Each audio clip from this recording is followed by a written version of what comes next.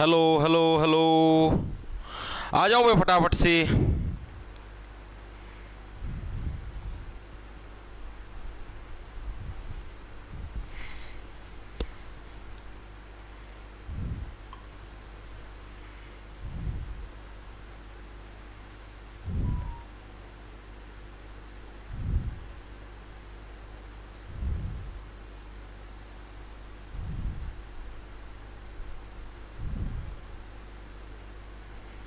आ जाइए आ जाइए।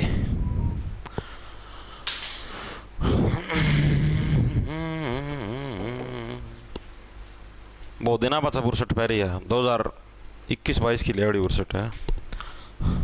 सर आज लेट कैसे हो गए? लेट तो भाई वाईफाई नहीं चलने लग रहा था भाई, दिक्कत ये थी। अचानक जैसे मतलब सच्ची बात बताना लग रहा है भगवान कसम, 11:10 में मैंने क्लास स्टार्ट करने खातर क्लिक कराया, स्टार्ट को नहीं होने लग रही थी। देखा तो भाई साहब ये वाईफाई आड़े दे रहे में लाल बत्ती आ रही थी, या तो इसकी कोई वायर आ लगी थी या कुछ और। फिर वाईफाई बंद करके दोबारा स्टार्ट करे, स्टार्ट होने में बत्ती झिम झिम झिम झिम झिम झिम करी जा है, वह झिम झिम करके बंद हो, बंद होती तारी क्लास स्टार्ट कर दी भाई। ठीक है, और कोई रीजन कौन था भाई?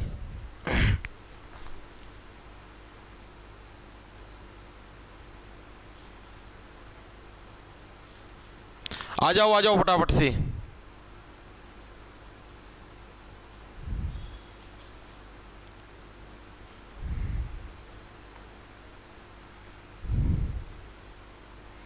यो ये रीजन था भाई, और के हो था तुम खुद बता दो, और के मैं अड़ब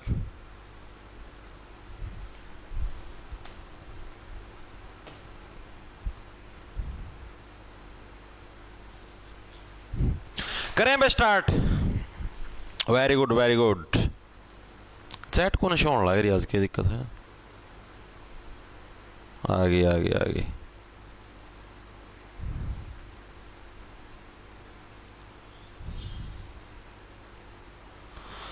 राम राम भाई, राम राम। देखो भाई, तो भाई राम राम जी सारे ने। मैं तारा साथी मोहित पुनिया बता सारे का जॉब स्टार के यूट्यूब चैनल पर भाई तड़के तड़के मॉर्निंग की कोल्डन एस में फिर तो स्वागत करता हूं। सुना दो क्या आ जाओ फटाफट से। तो भाई आप लोगों को जैसा कि पता है हम लोग हरियाणा जी के पूरी कर चुके हैं, टॉपिक वाइज भी डिस्ट्रिक्ट वाइज भी। ठीक है, एक दो टॉपिक रहता है योजना करवानी और है, वो मैं करवा दूंगा ना, टेंशन लो। ठीक है, एक बार के लिए भाई हमने प्रैक्टिस सीरीज स्टार्ट करी है, और इस प्रैक्टिस सीरीज के अंदर भाई हम लोग जो भी PYQ पर्सन यानी प्रीवियस ईयर के जो भी पर्सन होंगे हरियाणा जीके के, इंडिया जीके के, वो सारे के सारे इसके अंदर निपटाने का काम हम लोग करेंगे। जैसे आपके मान लिया अभी देखो पता क्या है, अभी आपको पता है कि NT आपका एग्जाम नहीं लेने वाली।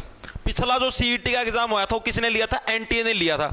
अब की बार NTA आपका पेपर नहीं लेगी, पेपर लेगी HSSC। ठीक है, जितनी चीज आई समझ। और HSSC ने भी रिसेंटली कौन से पेपर लिए थे? ग्रुप 56 का पेपर लिया था, हरियाणा पुलिस कांस्टेबल का पेपर लिया था। ठीक है, अभी ये मतलब जितने भी शायद कितने ग्रुप हुए थे, जितने भी ग्रुप में पेपर हुए थे, ये सारे के सारे अभी HSSC ने कंडक्ट करवाए थे। मतलब कि HSSC ने पेपर बनवाए थे, उन्होंने ही सारा सौदा कराया था, बाहर की किसी एजेंसी को टेंडर नहीं मिला था। तो कहने की बात यह है कि अब की बार भी पेपर HSSC लेगी, तो हमें HSSC का पता तो होना चाहिए ना, HSSC किस टाइप के पर्सन पूछती है। ठीक है, तो इसलिए हमको PYQ सीरीज करनी जरूरी होती है, ताकि हमको एक अंदेशा लग पाए कि भाई HSSC किस टाइप के पर्सन आपसे एग्जाम के अंदर पूछ सकती है। ठीक है, इसलिए करनी इंपॉर्टेंट। आपको पेपर का लेवल पता लगेगा, प्रश्नों का लेवल पता लगेगा। आज मैं जो सारे प्रश्न लेके आया हूं, अभी जो रिसेंटली आपका जो साथी हरियाणा पुलिस कांस्टेबल के अंदर लगे हैं, उन साथियों का पेपर है हरियाणा पुलिस कांस्टेबल 25 अक्टूबर 2024 को आप लोगों का एग्जाम होया था। ठीक है, उन सभी साथियों का ये एग्जाम है, ये एज इट इज यहां पर मैं आपको करवाने वाला हूं। ठीक है, चीजें आई समझ में, नॉर्मल सी चीज है। इस पेपर के अंदर जितने भी आपकी हरियाणा जीके आई थी, जितने भी आपकी इंडिया जीके आई थी, वो सारी की सारी तरत्याज करवाऊंगा। ठीक है जी सर जी ना, ये वीडियो प्राइवेट नहीं होगी, ये तो पब्लिक रहेगी ना भाई। ठीक है, तो ये चीजें हम लोग करेंगे, अच्छे से समझ लेना। PYQ सीरीज इंपॉर्टेंट, आपको पेपरों का लेवल पता लगेगा। तो आज हम लोग क्या करेंगे, हरियाणा पुलिस कांस्टेबल 25 अक्टूबर 2024 का पेपर भाई स्टार्ट करते। पहला प्रश्न देखो क्या है, हरियाणा में 26वीं अखिल भारतीय वन खेल प्रतियोगिता कहां आयोजित की गई थी? पेपर देखो कब होया, पेपर होया हमारा अक्टूबर 2024 के अंदर। ये जो करंट का प्रश्न पूछा गया हरियाणा करंट का, ये है 2023 का। ये जो हरियाणा के अंदर अखिल भारतीय वन खेल प्रतियोगिता का आयोजन हुआ था, इसका 2023 में आयोजन हुआ था भाई। हरियाणा के अंदर आयोजन कहां पर हुआ था भाई? पंचकुला के अंदर क्या है, इसका आयोजन हुआ था भाई। ऑप्शन नंबर बी हमारा करेक्ट। पंचकुला के अंदर क्या हमारी अखिल भारतीय वन खेल प्रतियोगिता का आयोजन हुआ था भाई। ठीक है, अब इसको याद कैसे रखोगे? मेन चीज तो ये अखिल भारतीय वन खेल प्रतियोगिता, ये तो आपने बता दिया पंचकुला में हुआ था, 2023 के अंदर हुआ था। याद कैसे रखोगे? याद आप इसको इस तरीके से याद रख सकते हो। आप देखो खुद सिंपल सी बात है, पुराने समय के अंदर लोग कहां पर खेलते थे? वनों के अंदर खेलते थे। यही तो अखिल भारतीय वन खेल, वनों के अंदर खेलते थे। और वनों के अंदर क्या मारते थे? वो पंच मारते थे, खचक खचक खचक खचक। कहां पर मारते थे? कुल्लों पर पंच मारते। यही तो गेम होते थे पुराने समय के अंदर। और पुराना टाइम के अंदर कोई और गेम होया करता? नो, कोई गेम नहीं था। यही था, कुल्लों के ऊपर पंच मारो, फचक फचक फचक फचक। ठीक है, तो पंचकुला के अंदर क्या है? अखिल भारतीय वन खेल प्रतियोगिता का आयोजन था 2023 के अंदर। आप इससे लेवल भी समझो। लेवल क्या है? एग्जाम हुआ अक्टूबर 2024 में, करंट कहां की आई है? 2023 की। तो आप ये चीज भी दिमाग में सेट रख लेना, जैसे अब की बार एग्जाम कब होगा? 2025 में। तो हरियाणा करंट भी पूछेगा आपसे 2024 की। तो इस तरीके से ये चीजें आपके मतलब कि चीजें एलिमिनेट करने की, चीजें समझने की है। ठीक है, आगे चलता हूं। अगला प्रश्न देखो क्या है। नौसेना स्टाफ के प्रमुख का रैंक क्या होता है? ये आपका इंडिया जीके का प्रश्न है। हरियाणा पुलिस कांस्टेबल 25 अक्टूबर 2024 के अंदर आया है कि जो नौसेना हमारे होती है, नेवी होती, नेवी के जो हेड होते हैं उसका रैंक क्या होता है? आपको तीनों आर्मी के हेड का रैंक करवा देता है। नेवी का अलग होता है, आर्मी जो होती है हमारी, जो थल सेना होती है उसका रैंक अलग होता है, और एयरफोर्स का जो हेड होता है उसका रैंक अलग होता है। तीनों के रैंक आपको अलग अलग देखने को मिलते हैं भाई। ठीक है, तो नेवी का जो हेड ऑफिसर होता है भाई, उसका जो रैंक होता है वो होता है हमारे पास एडमिरल। ऑप्शन नंबर बी हमारा करेक्ट हो जाए। क्या होता है? एडमिरल। ठीक है, एडमिरल किसका रैंक होता है? जो नेवी का हेड ऑफिसर होता है उसका रैंक क्या होता है हमारे पास? एडमिरल होता है भाई। ठीक है, जो आर्मी का हेड होता है उसको बोलते हैं फील्ड मार्शल। क्या बोलते हैं? फील्ड मार्शल किसका रैंक होता है भाई? आपका जो आर्मी का जो हेड होता है उसका रैंक क्या होता है आपके पास? फील्ड मार्शल हमको देखने को मिलता है भाई। ठीक है, एयरफोर्स के हेड को क्या बोलते हैं? चीफ मार्शल भाई। क्या बोलते हैं? Chief marshal. तो ये आपको तीनों के जो टॉप रैंक हैं इसके नाम आपको याद रखने पड़े। देखो सीधी सी बात है, नेवी कहां पर काम करती है? समुद्र के अंदर। तो वहां पर एडमिरल, यानी कि आपके अंदर इतनी एडमिरल यानी इतनी कैपेसिटी आपके अंदर होनी चाहिए कि आप समुद्र के अंदर भी तैर सको, क्योंकि आप नेवी के अंदर ड्यूटी करने लग रहे हो। ठीक है जी। आर्मी का काम क्या होता है? फील्ड के अंदर, यानी कि फील्ड मार्शल हो गया। एयरफोर्स का काम क्या होता है? आकाश के अंदर। आकाश क्या होता है? चीफ लेवल होता है, टॉप लेवल। चीफ किसको बोलते हैं? अपने मालिक को, टॉप व्यक्ति को चीफ बोलते हैं। यानी कि वहां पर क्या हो जाए हमारे पास? चीफ मार्शल हो जाएगा। यानी कि 3 टाइप की हमारे पास रैंक हमको देखने को मिलती है। ठीक है, वेरी गुड भाई। हैंड रिटन नोट्स मिलेंगे क्या? किसके हैंड रिटन नोट्स मिलेंगे? इस वीडियो के हैंड रिटन नोट्स लोगे भाई? इसकी कोई हैंड रिटन नोट्स को नहीं। अच्छे इनके भी हैंड रिटन नोट्स मिलेंगे क्या? अच्छा यार मानस है यार। आगे देखो अगला कौन सा है। मैरिनो भेड़ की उत्पत्ति कहां से हुई? हरियाणा पुलिस कांस्टेबल 25 अक्टूबर 2024 के अंदर भाई। ये आपकी इंडिया जीके का पोर्शन नहीं है। ये मैरिनो भेड़ की, आर्मी के सबसे टॉप रैंकर, ये इंडिया जीके के अंदर नहीं आती। नॉर्मल जनरल नॉलेज के पर्सन है।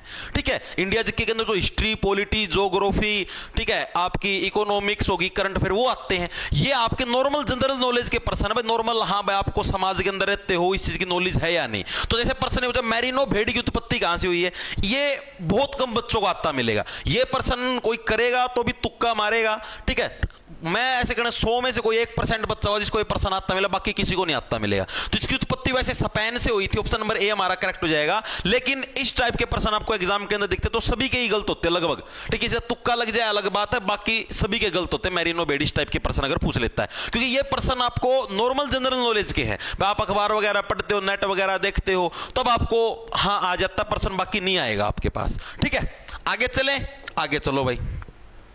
अगला प्रश्न देखो क्या हमारे पास। हरियाणा में उत्तर भारत का पहला परमाणु ऊर्जा संयंत्र कहां स्थापित किया गया? ये हरियाणा जीके का प्रश्न आएगा। हरियाणा पुलिस कांस्टेबल के अंदर है 25 अक्टूबर 2024 को।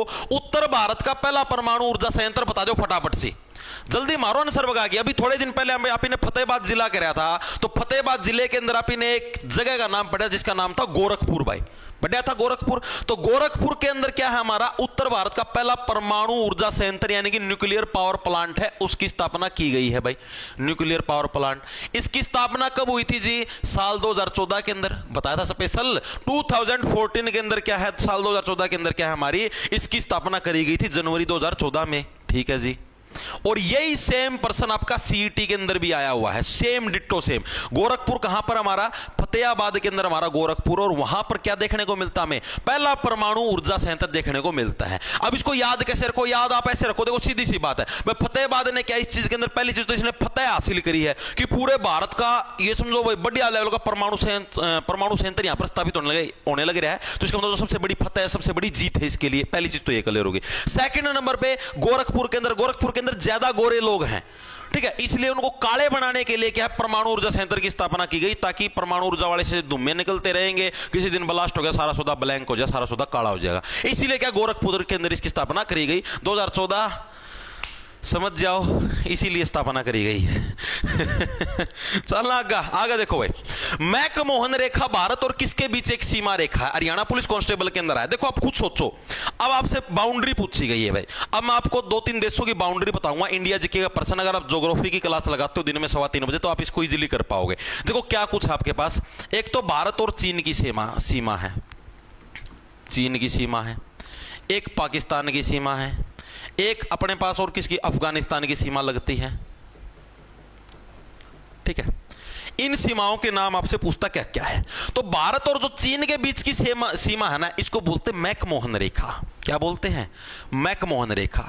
ये तो एसएससी के अंदर भी आता बहुत बार, याद कैसे रखोगे, देखो चाइनीज लोग है ना डायरेक्ट अटैक नहीं करते, चाइनीज लोग कभी भी डायरेक्ट अटैक नहीं करेंगे अपने भारत के ऊपर या किसी और देश के ऊपर, वो पहले अगले व्यक्ति को मोहन करते हैं, उसको मोहित करते हैं, यानी कि उसको पहले अट्रैक्ट करते हैं अपनी तरफ कि आओ आओ हमारे देश में इन्वेस्ट करो, यहां पर कंपनियां खोलो, हमारे प्रोडक्ट यूज करो, बाद में फिर अचानक से सारे के ऊपर वायरस फैला देते हैं, ठीक है। तो मैकमोहन रेखा भारत वर्सेस चीन, भारत वर्सेस पाक, रेड क्लिफ, क्या होनी चाहिए हमारी, रेड क्लिफ किसके बीच में, भारत और पाकिस्तान के बीच में हमको क्या देखने को मिलती है, रेड क्लिफ देखने को मिलती है भाई, रेड जोन है भाई, पाकिस्तान के साथ तो क्या हमारा रेड जोन है, रेड जोन वाला बॉर्डर एरिया है, तो रेड क्लिफ भाई। अफगानिस्तान वाले बेचारे नुए तमना बेरा उधर तो ना कब्जा कर रखा है, दूसरा ना के नाम था उनका, ठीक है, वो के नाम था उनका, नाम भूल गया मैं, वो सारा दिन डुर करी जाओ, ठीक है। तो डुरंड जो लाइन है हमारी, डुरंड लाइन, ये किसके बीच में है, ये भारत और अफगानिस्तान के बीच में, तीनों लाइनें आपके याद होनी चाहिए, ठीक है। अब एक और चीज एग्जामिनर पूछता है, एक और चीज क्या पूछता है कि भारत किसके साथ सबसे बड़ी सीमा बनाता है, किसके साथ सबसे छोटी सीमा बनाता है, तो इसकी भी एक सिंपल सी ट्रिक है, और सीरीज में बताऊंगा भारत कितने देशों के साथ सीमा बनाता है। इसकी ट्रिक है 55 MBA, 55 MBA, ये इसकी ट्रिक है भाई, सिंपल सी, कुछ भी इसके अंदर मुश्किल नहीं है। इसके अंदर क्या क्या है, बै से बन गया बांग्लादेश, और यही सीरीज चलेगी बांग्लादेश, यानी भारत क्या बांग्लादेश के साथ अपनी सबसे बड़ी सीमा बनाता है, ठीक है, यही सीरीज चलेगी, यानी ये सबसे बड़ी सीमा, फिर छोटी, फिर तीसरी, फिर चौथी, पांचवी, छठी, इस टाइप से यही, ठीक है। च से बन गया चीन, तो यानी भारत जो सेकंड जो सीमा बनाता है सबसे बड़ी, वो चीन के साथ बनाता है। पै से बन गया पाकिस्तान, तीसरे नंबर पे बनाता हो किसके साथ, पाकिस्तान के साथ बनाता है। न से बन गया हमारे पास नेपाल के साथ चौथे नंबर पर। एम से बन गया हमारे पास म्यांमार के साथ 5वें नंबर पर। बी से बन गया हमारे पास भूटान के साथ हमारे पास 6ठे नंबर पर। 7वें नंबर पर बनाता अफगानिस्तान के साथ सबसे छोटी सीमा भाई, ठीक है। यही सीरीज रहेगी आपकी, सिंपल सी ट्रिक है, 55 MBA आजीवन याद रहेगी। कैसे, नॉर्मल देखो यही सीरीज है, पूछ रहे भारत कितने देशों के साथ सीमा बनाता है, 4 3 7 देशों के साथ सीमा बनाता है। सबसे बड़ी सीमा बांग्लादेश, दूसरे नंबर पे सबसे बड़ी सीमा चीन, तीसरे नंबर पे सबसे बड़ी सीमा पाकिस्तान, चौथे नंबर पे नेपाल, 5वें नंबर पे म्यांमार, 6ठे नंबर पे भूटान, 7वें नंबर पे अफगानिस्तान, सबसे छोटी सीमा अफगानिस्तान। याद रह जाएगी, आजीवन याद रहेगी, मेरे हिसाब से कभी नहीं भूलोगे। ये ट्रिक सही है, अरे ट्रिक तो मेरी सारी सही रहा हूं भाई। सर हम लड़कों के साथ इतना अन्याय क्यों था, सर डाउट था कल की क्लास में। क्या डाउट था भाई,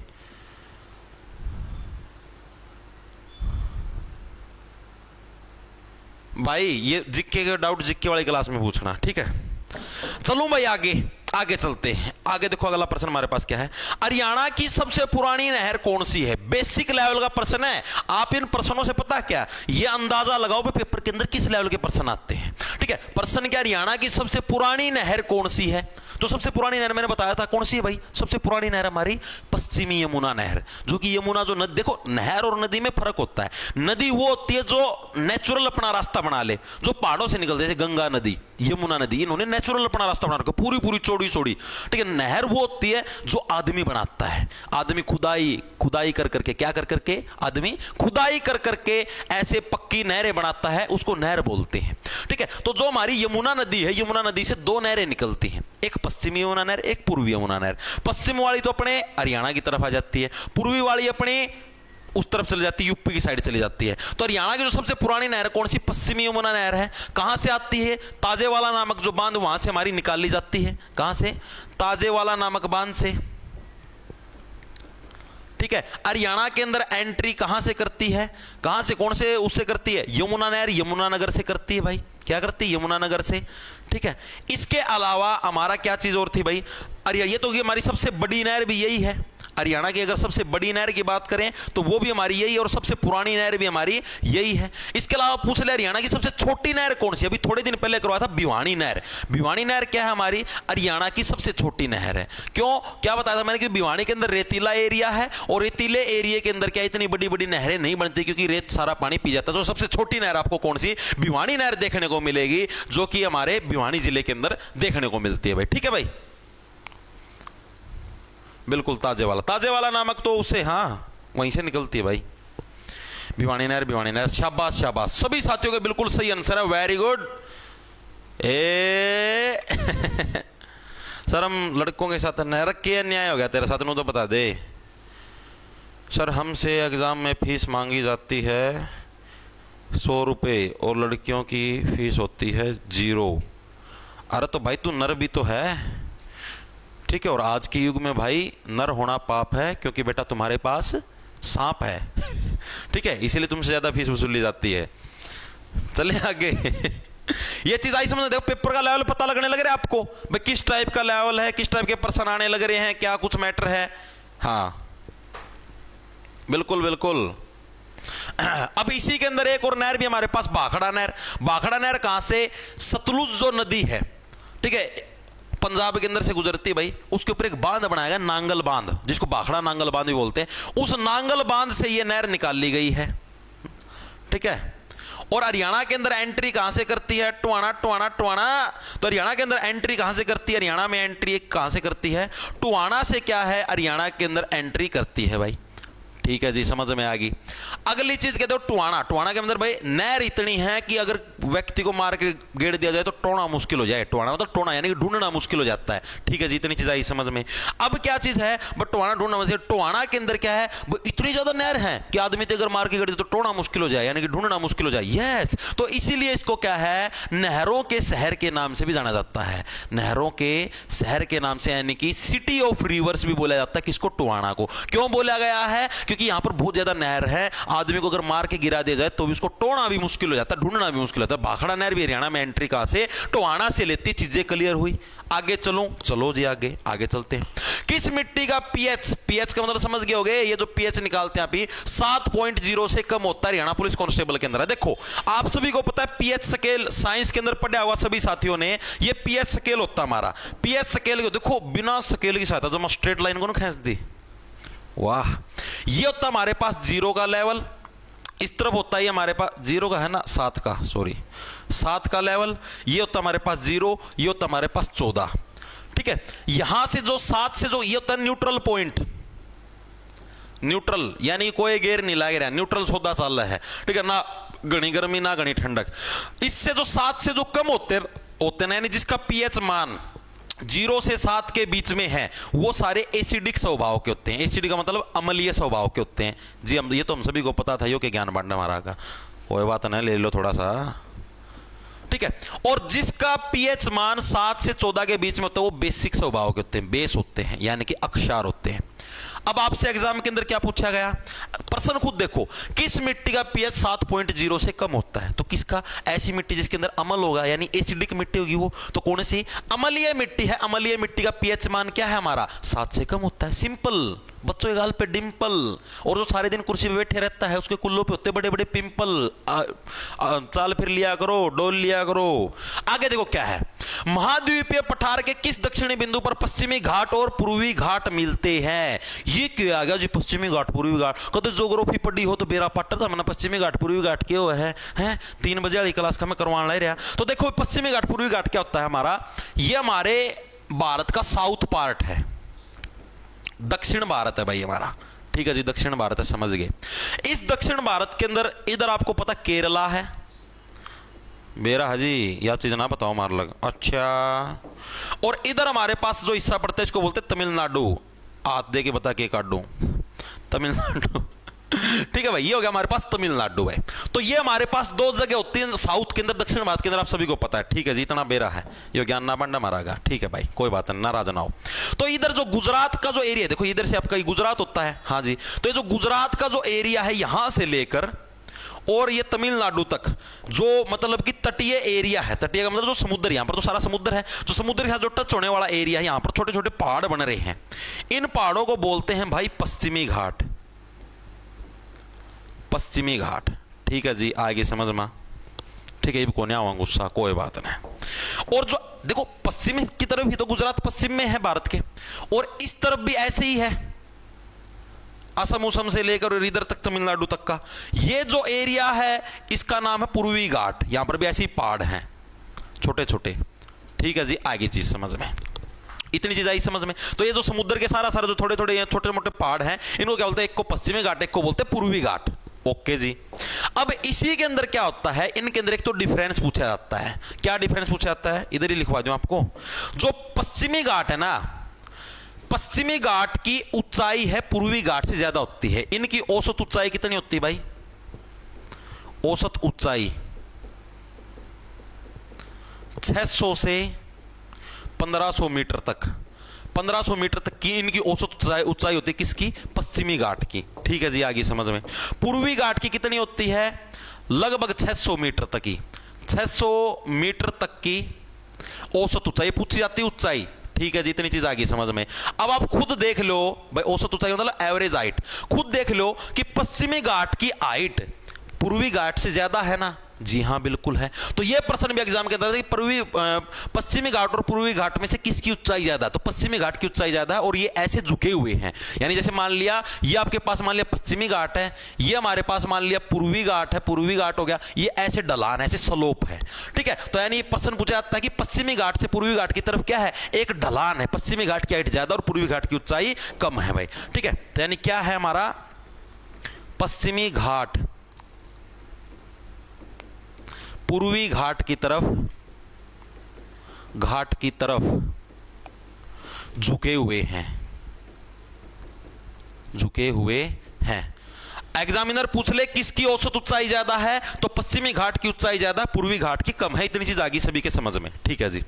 अब जो ये पूर्वी घाट है, अब जैसे मैंने बता दिया छोटे छोटे पहाड़ हैं यहां पर, एक तरीके से क्या होया, रामगुरु जी सिसवाल लाइब्रेरी से 20 बंदे लाए, अरे सुरेंद्र दुग्गल 40 रुपया गोपदान, दुग्गल साहब धन्यवाद, आप सभी का प्यार है बरकरार रहे भगवान की कृपा से, ठीक है। अब ये पूर्वी घाट हमारा, मैंने क्या बोला, यहाँ पर छोटे छोटे पहाड़ हैं, अब पहाड़ों के तो ऊपर चोटी भी हुआ है, तो जो पूर्वी घाट की जो सबसे ऊंची चोटी है उसका क्या नाम है, महेंद्रगिरी। एग्जाम के अंदर पूछी जाती है, रट लेना भाई पक्का। पूर्वी घाट की ऊंची चोटी, पूर्वी की, पूर्वी बात CID वाली पूर्वी ना समझ लियो पूर्वी की ऊंची चोटी कौन सी है, हमारे पास महेंद्रगिरी, याद रखना मोस्ट इंपोर्टेंट है, SSC के एग्जामों के अंदर भी बहुत बार पूछी जाती है। पूर्वी घाट की सबसे ऊंची चोटी का क्या नाम है, महेंद्रगिरी, ठीक है जी, समझ में आ गया। अब नुए छोटी छोटी पहाड़ी पश्चिमी घाट में भी है, ये पश्चिमी घाट वाली जो पहाड़ियां की सबसे ऊंची चोटी उसका क्या नाम होगा, नीलगिरी भाई, ठीक है। तो इधर लिख देता हूं, जगह नहीं है, इसकी जो ऊंची चोटी पश्चिमी घाट की, ठीक है, ऊंची चोटी है जो हमारी, सॉरी नीलगिरी नहीं, नीलगिरी तो मिलन बिंदु आएगा, इसकी वो नहीं है, नीलगिरी नहीं, अनाईमुड़ी है, ठीक है। पश्चिमी घाट की जो सबसे ऊंची चोटी है वो कौन सी होगी हमारे पास, अनाईमुड़ी, अनाईमुड़ी। के बात हुई, बात समझो तुम। पूर्वी घाट में पूर्वी खड़ी थी। पूर्वी नो बोली महेंद्र है, छोरा का नाम के महेंद्र है, सीआईडी वाली पूर्वी नो बोली छोरा नाम महेंद्र है। ना ना ना ना ना ना, मेरी तो कत्ती नाड़ ना मुड़ा है, ठीक है, अनाई मुड़ी भाई, मेरी नाड़ नहीं मुड़ी, ठीक है। पश्चिम का मैं महेंद्र खड़ा था, पूर्वी नो बोली मैं पूर्व का मैं खड़ी हूं, ठीक है। इसे से महेंद्र थी देख के तो मेरी नाड़ जमा भी ना मुड़ा है, ठीक है। तो पश्चिम को देख के क्या है, पूर्वी की नाड़ कभी भी नहीं मुड़ी, तो नाड़ मुड़ी, अनाई मुड़ी होगी पश्चिम में, पूर्व के अंदर महेंद्र गिरी। और जहां पर ये पूर्वी घाट और पश्चिमी घाट आपसरी में मिलते हैं, ये जो पूर्वी घाट हो गया और ये पश्चिमी घाट आपसरी में जहां पर मिलते हैं, यहां पर जो पहाड़ियां हैं उनको बोलते हैं हम लोग नीलगिरी की पहाड़ियां। क्या बोलते हैं? नीलगिरी की पहाड़ियां। बस यही इंपॉर्टेंट पोर्शन था भाई, ठीक है।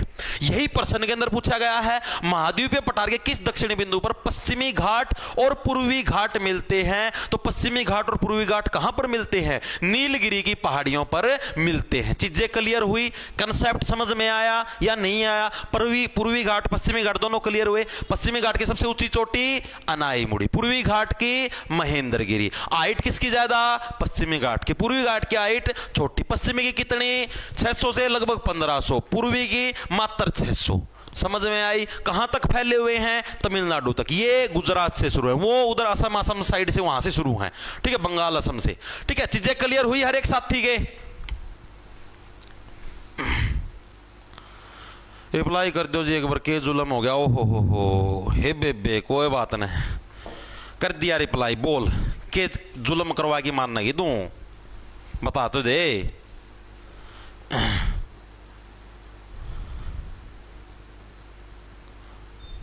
महेंद्रगढ़ से हो क्या? राम राम गुरुजी। मोगली की, अरे डट जा मोगली। तब पत्ता लपेट की बेला में लटक ले, हड़ ना आवे, हड़ बेरोजगारी बेरोजगारी है।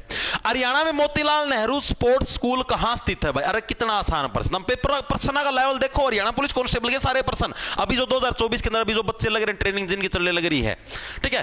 खुद देखो मोतीलाल नेहरू स्पोर्ट्स स्कूल कहां पर है?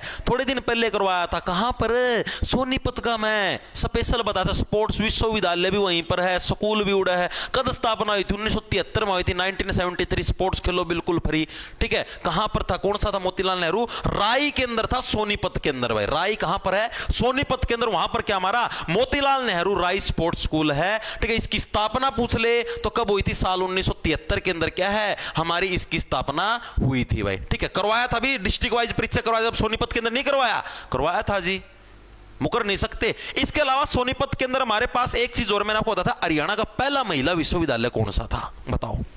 हरियाणा का, ये एचएसएससी का फेवरेट प्रश्न है, का फर्स्ट महिला विश्वविद्यालय, हरियाणा की पहली जो महिला यूनिवर्सिटी थी, ठीक है, उसका क्या नाम था और कहां पर है? तो पहली महिला यूनिवर्सिटी का नाम था भगत फूल सिंह महिला विश्वविद्यालय। क्या था? भगत फूल सिंह महिला विश्वविद्यालय। कहां पर है जी? सोनीपत का में है, ठीक है जी। स्थापना कब हुई थी? तो बताओ, बताओ फटाफट सी। हरियाणा ग्रुप डी 2 गुना डीवी होना चाहिए भाई, के बेरा के क्यों होना चाहिए? Very good. 2006 में, 2006 में, वेरी गुड। भगत फूल सिंह, भगत फूल सिंह, शाबाश शाबाश शाबाश, सबका बिल्कुल सही है, वेरी गुड भाई, बहुत अच्छे, शाबाश, होशियार हो गया यार हम तो, ठीक है। तो स्थापना कब हुई थी हमारी? साल 2006 के अंदर क्या है इसकी स्थापना? स्थापना भी याद रख लेना भाई, ठीक है। मेन तो यही पूछेगा पहला महिला विश्वविद्यालय का नाम क्या था, ठीक है। फूल जैसी होती महिलाएं, ठीक, तो महिला विश्वविद्यालय भी फूल सिंह का नाम पटेगी दिया। अगला चलो, अगला कौन सा हमारे पास? निम्नलिखित में से किस शहर ने कृत्रिम बुद्धिमत्ता पर वैश्विक साझेदारी शिखर सम्मेलन 2024 की मेजबानी करी? तो आप लोग देखो, आप इन्हें एक और चीज क्या एनालाइज करी, जो करंट आने लग रही है, इंडिया वाली करंट है, ठीक है। हरियाणा की जो करंट है वो पूछी गई थी 2023 की, यानी कि पेपर 2024 में हरियाणा की करंट 2023 की। तो अब की बार पेपर 2025 में होगा तो हरियाणा की करंट हमें 2024 की भी पढ़नी पड़ेगी, ठीक है जी, पढ़ ले आएंगे। कद लग की पढ़ा? जुलाई का पाछा पाछा की, उसका पहला ही पढ़ने की जरूरत नहीं, ठीक है जी, समझ गए। इंडिया करंट की बात करें, इंडिया की करंट कौन सी पूछी जाने लग रही है? पेपर 2024 में करंट भी इंडिया वाली 2024 की पूछी जाने लग रही है। तो यानी कि सीधी सी बात है, पेपर 2025 का हो तो करंट भी इंडिया वाली 2025 की पूछी जाओगी, तो इंडिया करंट हमें 2025 की पढ़नी, यह चीज भी दिमाग में सेट रखियो, ठीक है जी, रख लेंगे, ठीक है जी। तो अब देखो क्या कृत्रिम बुद्धिमत्ता, कृत्रिम बुद्धिमत्ता का मतलब जो आर्टिफिशियल जो इंटेलिजेंस है हमारे पास, एआई एक तरीके से, इसके ऊपर जो वैश्विक साझेदारी है, ठीक है, एआई पर जो हमारी वैश्विक यानी कि पूरे समाज के अंदर पूरा मतलब धरती के ऊपर जो हमें साझेदारी बिठानी है, उसका सम्मेलन कब हुआ? 2024 की जो मेजबानी है उसकी कहां पर हुई? हमारी नई दिल्ली के अंदर। क्योंकि देखो नई दिल्ली के अंदर ही हमारा सारा का सारा देश चलता है, वहीं पर हमारी सरकार है, तो सरकार के साथ कोई मीटिंग होगी तो नई दिल्ली के अंदर ही होगी। सिंपल सी बात है। आगे चलते हैं, आगे कौन सा है? रेड डाटा बुक भाई, ये एचएसएससी का सबसे फेवरेट है। यही प्रश्न सीईटी के अंदर भी आया था, डिट्टो सेम आया था सीईटी के अंदर, सीईटी 2022 के अंदर। ठीक है, रेड डाटा बुक में किसका रिकॉर्ड होता है? बहुत बार आया एचएसएससी के अंदर, रट लेना इस प्रश्न को। एक तो देखो विलुप्त प्रजातियां, विलुप्त प्रजातियां किसको बोलते हैं? जो लुप्त हो चुकी हैं, मतलब जिनका धरती पर कोई अस्तित्व नहीं है, धरती पर अस्तित्व नहीं है। अब ऐसी प्रजातियां जिनका अस्तित्व ही नहीं है, अब उनको तो हम लोग इस बुक के अंदर क्यों रखेंगे? उनको रेड जोन में रखना है क्यों? खत्म है होली, तो उनको रेड जोन में रखना है क्यों? आप रेड जोन में किसको रखोगे? जिसके ऊपर डेंजर है अभी, मतलब जो लुप्त प्राय है। लुप्त प्राय का मतलब जो निरंतर लुप्त होने लग रही है, मतलब इनके पास 2-3 पशु रह रहे हैं, अगर ये भी मर गए तो ये लुप्त हो जाएंगी, यानी लुप्त प्राय प्रजातियां। ऑप्शन नंबर बी करेक्ट, यानी कि रेड डाटा बुक के अंदर हम कौन सी मतलब कि जानवरों का, कौन सी प्रजातियों का डाटा रखते हैं? लुप्त प्राय प्रजातियां, यानी ऐसी प्रजातियां जो अभी लुप्त होने की कगार पे, लुप्त हुई नहीं है। ठीक है, अभी क्या है? डिमोलिश हुई नहीं है अभी। वो कब होंगी डिमोलिश? अभी मतलब होने की कगार पे। एक तो डांगर रह रहे हैं, उनका वो मर गया तो खेल खत्म।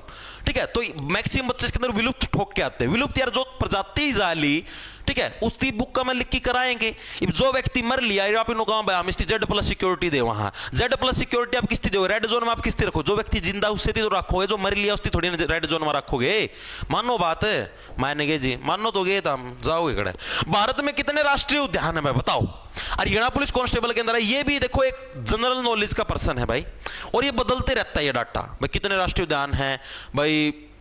बड भी जा कम भी हो जाए का, सरकार रोज बना दी रहो नए नए नए, एक एक दो दो। ठीक है, तो वैसे जो अभी ये पर्सन आया था जो इसकी आंसर की थी, आंसर की के हिसाब से इसका आंसर हो जाए 106 राष्ट्रीय उद्यान में सारे पशु होते हैं मिक्स। बिल्कुल सही बात है।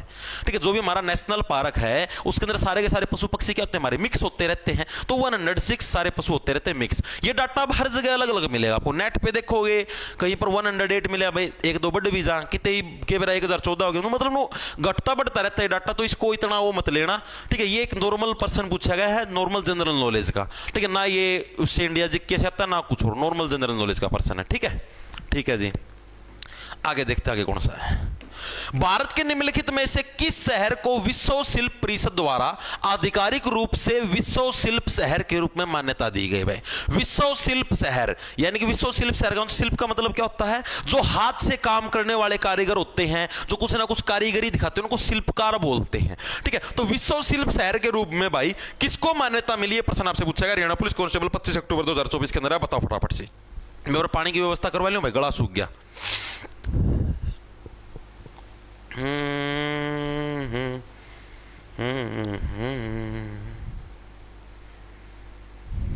एक सेकंड रुक जाओ भाई, फोन लगाता है स्टाइल।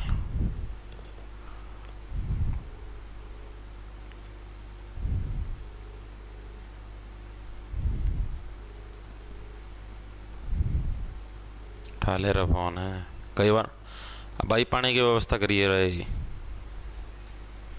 कई बार नो आप कहता ठाले रहे फोन है, उसी टाइम ठा लेगा, आपने उल्टे लगे जाए फिर। ठीक है, आया भाई किसी का आंसर ए बहुत सारे साथियों का जयपुर आया है। जयपुर गलत है भाई, जयपुर गलत है भाई। तो किस शहर को विश्व शिल्प शहर घोषित किया गया? जयपुर को भी किया गया था पुराने समय के अंदर, मुंबई को भी किया गया था। ये भाई हर साल नए नए शहरों को किया जाता है। ठीक है, हर 2-3 साल में, हर 2-3 साल में। जैसे 2019 के अंदर मुंबई को किया गया था। अब ये जो किया गया था ये 2021-22 के अंदर किया गया था। तो 2021-22 के अंदर श्रीनगर को क्या भाई विश्व शिल्प शहर हमारा घोषित किया गया था। हर 2-3 साल के अंदर एक नए शहर को घोषित करते हैं, अभी तक अगले वाला किया नहीं है। तो 2021 में श्रीनगर को क्या है विश्व शिल्प शहर घोषित किया गया। तो ऑप्शन नंबर सी हमारा करेक्ट हो जाएगा। याद कैसे रखो है? देखो श्रीनगर के अंदर क्या है, जब से श्रीनगर को यानी कि जम्मू कश्मीर को केंद्र से हमने धारा 370 हटाई है, तो वहां के शिल्पकारों को यानी वहां के लोगों को भाई हाथ से की गई कढ़ाई या और चीजों के अंदर आगे बढ़ाने के लिए हमने क्या है इसको विश्व शिल्प शहर घोषित कर दिया, ताकि भाई यहां के लोग हैं एक्टिव होके हैं कुछ ना कुछ अपने स्वरोजगार ढूंढ लें, इसलिए हमने किया था भाई। ये भी करंट का पर्सन है। आगे देखो क्या है, ये अच्छा प्रश्न आप खुद देखो। एग्जाम कब हुआ? 2024 में हुआ जी। वैश्विक मानव सूचकांक कब का पूछा गया? 2022 का पूछा गया है जी। ठीक है जी, कोई दिक्कत नहीं। तो यही चीज अब एग्जाम कब होगा ये ट्रिक अपनाया करो तो हम 2025 में जी। ठीक है, 2 साल पहले की बात करें तो ये 2023 का भी पूछ सकता है और 2024 का भी पूछ सकता है। तो यानी कि हमें 2023-24 दोनों वाले पढ़ने पड़ेंगे कि उस टाइम कौन सा दिन मिला था और उस टाइम कौन सा दिन मिला था। पहला तो हम ये पढ़ लें 2022 के अंदर भारत का स्थान कितना था, 22 के अंदर 2 पीछे आने लगे, 32 के अंदर भी 2 पीछे आने, 132 क्या था, लगभग इसी के आसपास रहता भारत का स्थान। हमारा 132वां स्थान था वैश्विक मानव सूचकांक के अंदर। ठीक है जी, समझ में आएगा। अब हम लोग बात करेंगे 2023 की। 2023 के अंदर भारत का रैंक क्या था और 2024 के अंदर क्या था भाई। 23 के अंदर ये रैंक 2 कदम और मतलब अपना डाउन हो गया, यानी 132 था, 132 था, 2 कदम और डाउन हो गया था, यानी कितना हो गया हमारे पास 134, यानी हम डाउनवर्ड की तरफ गए। जितना रैंक बढ़ता जाएगा उतना आप डाउन में जावाएं। ठीक है, डाउनवर्ड की तरफ हम लोग चले गए। ठीक है जी। और 24 वहां पे ना कम बैक कर दिया, 24 गाइड दिया सारे देशों का। ठीक है, कम बैक हो गया, आप 134 था सीधे 130 पाएंगे भाई। ठीक है, तो ये रैंक आपको याद रखने हैं। एग्जामिनर 2000 देखो मैंने बताया 24 के अंदर 22 का रैंक पूछा गया था, यानी 2 साल पहले का। तो 4 से 25 की बात करोगे तो आपसे 23 का पूछ सकता है। ठीक है, 23 से के साथ साथ 24 का भी पूछ सकता है, कोई दिक्कत की बात नहीं, दोनों करवा दी। एक याद रखना 22 वाले के अंदर 32 था, पीछे रखना 2 उसके पीछे था। 23 वाला उससे अगले साल 2 कदम हम पीछे चले गए, यानी 32 से 2 34 हो गए। फिर अगले साल में हमने कम बैक मारा, फिर 2 मतलब सीधे 4 कदम पीछे आ गए, मतलब कि आगे चले गए डाल से 130 पे ऊपर आ गए। इस तरीके से याद रखना। 1 मिनट रुक जाओ, पानी की व्यवस्था होगी है।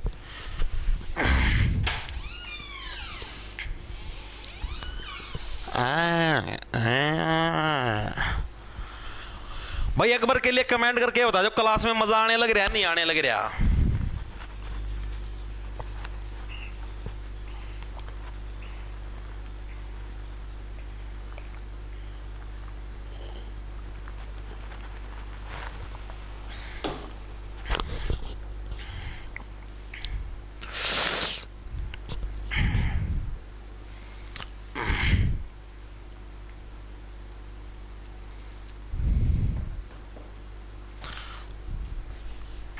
यस सर, थैंक यू भाई, थैंक यू।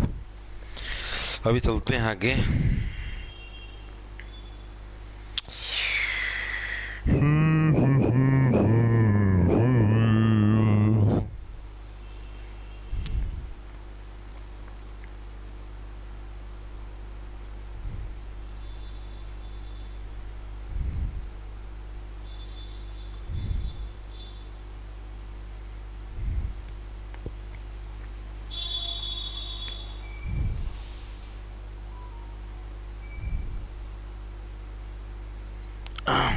चलें भाई आगे।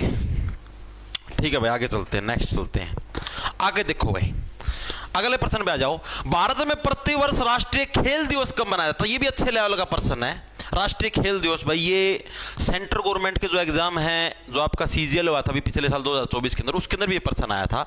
राष्ट्रीय खेल दिवस किस दिन घोषणा करी थी? आप लोगों को याद होगा, अपना जो नीरज चोपड़ा जो पानीपत से बिलोंग करते हैं भाई, अपने हरियाणा के अंदर, उन्होंने भाला फेंक के अंदर गोल्ड मेडल जीता था। और वो जो गोल्ड मेडल जीता था ना, वो 29 अगस्त वाले दिन जीता था भाई। ठीक है, ओलंपिक के अंदर। तो इसीलिए प्रतिवर्ष हम लोगों ने क्या डिसाइड किया, 29 अगस्त को हम लोग राष्ट्रीय खेल दिवस सेलिब्रेट करेंगे। तो किस लिए गया तब पता लगा, यानी जो हमारे नीरज चोपड़ा साहब है, उन्होंने क्या है 29 अगस्त को क्या है भाला मारा था ना फेंक के।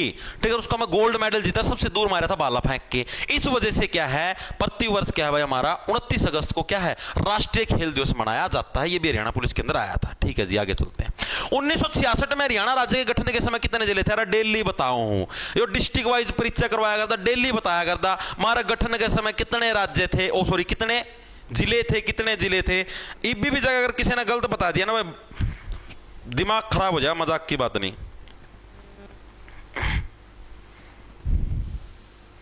7 थे जी, 7 थे, वेरी गुड, 7 ही थे, very good. Option number D correct हो जाए। 7 थे, कौन कौन से याद भी तो होने चाहिए तुम्हारे। तो पहले नंबर पे आता है हमारे पास रोहतक, सेकंड नंबर पे आता है हिसार, फिर आता है जींद, फिर आता है अंबाला। रोहतक, हिसार, जींद, अंबाला। और बताओ फटाफट सी क्या ध्यानचंद का जन्म दिन है मास्टर 29 अगस्त को। तो रही जाएगा ध्यानचंद का जन्म दिवस हमने क्या करना है।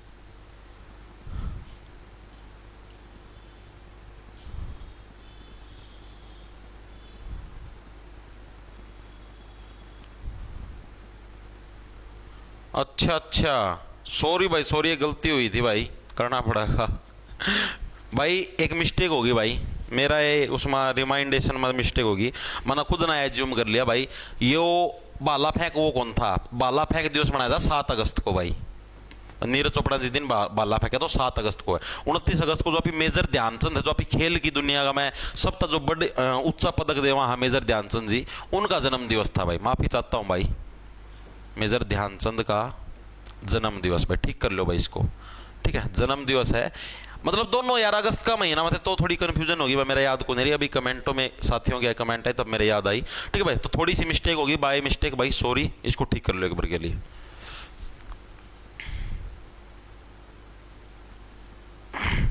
हाँ हो जाए यार गलती,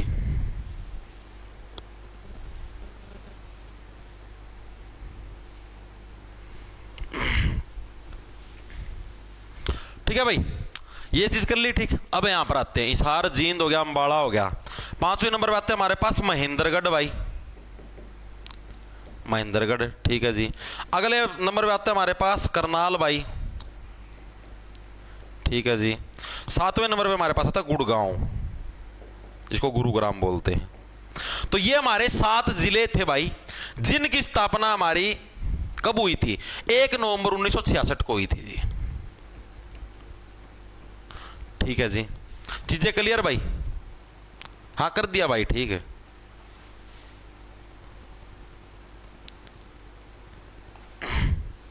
यस ठीक है, क्लियर है हर एक साथी के। अब देखो, अब इनको याद कैसे रखोगे, याद रखने की मैंने इसकी ट्रिक बनाई थी।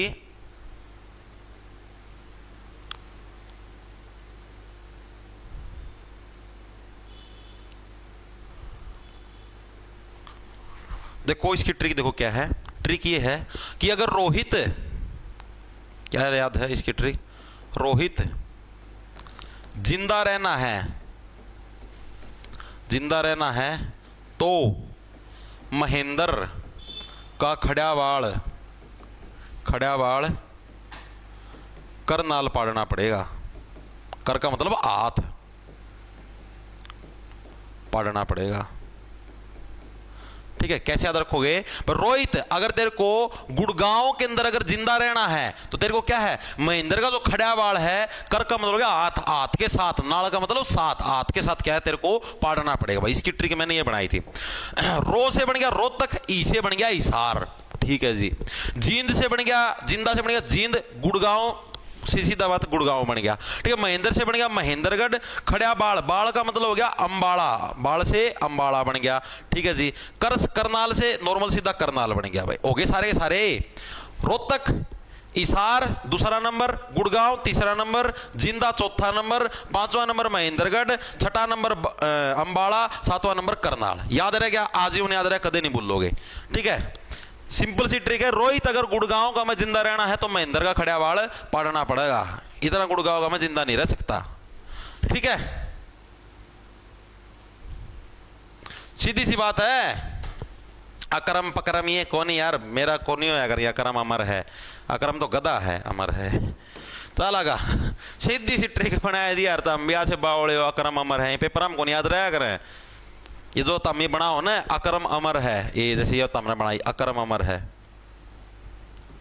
ये बनाई होगी। कहता करनाल भी बना, कहता कैथल भी बना है, बना देगा वो पेपर में, याद रह जाएगा। कि एक बार कंफ्यूज हो गया ना, पाखड़ी सी पैट जाएंगी। हाँ इस चीज समझ में, तो ऐसी चीज थोड़ा दिमाग में सोचा करो, सारी चीज सोचनी पड़े हैं। रहता रेवाड़ी भी बना है अकरम का में, रोहतक भी बना है, हाँ चीज समझ में। इस तब बढ़िया है, सीधी याद रहोगी। रोता तो रेवाड़ी कौन बना है, ईता और भी कुछ कौन बनता। रोहित गुड़गांव में अगर जिंदा रहना है तो सीधी बात है, महेंद्र खड़्यावाड़ है, वो हाथ कर का मतलब हाथ के साथ तेरे को खड़्यावाड़ पाड़ना पड़ेगा, जिद्दे जिंदा रह इसका है। इस तरह आसान कोई ट्रिक हो तो बताओ, कोई ट्रिक नहीं धरती भाई। ठीक है, चला भाई आगे चलते, आगे देखो कौन सा है अगला प्रश्न हमारे पास। 11 दिसंबर को मनाए गए अंतरराष्ट्रीय पर्वत दिवस 2023 का विषय क्या था? देखो वही सेम चीज मैंने आपको क्या बताया, हरियाणा पुलिस कांस्टेबल 25 अक्टूबर 2024 को, 2024 के अंदर करंट 2023 की भी पूछने लग रहा है और 2024 की भी पूछने लग रहा है। तो 11 दिसंबर को जो हमारे पास क्या है, अंतरराष्ट्रीय कौन सा पर्वत दिवस बनाया गया था 2023 में, इसका विषय क्या था, यानी इसका थीम क्या था? थीम आपसे पूछेगा, बताओ फटाफट सी। अंतरराष्ट्रीय जो पर्वत दिवस था भाई, इसका थीम क्या था?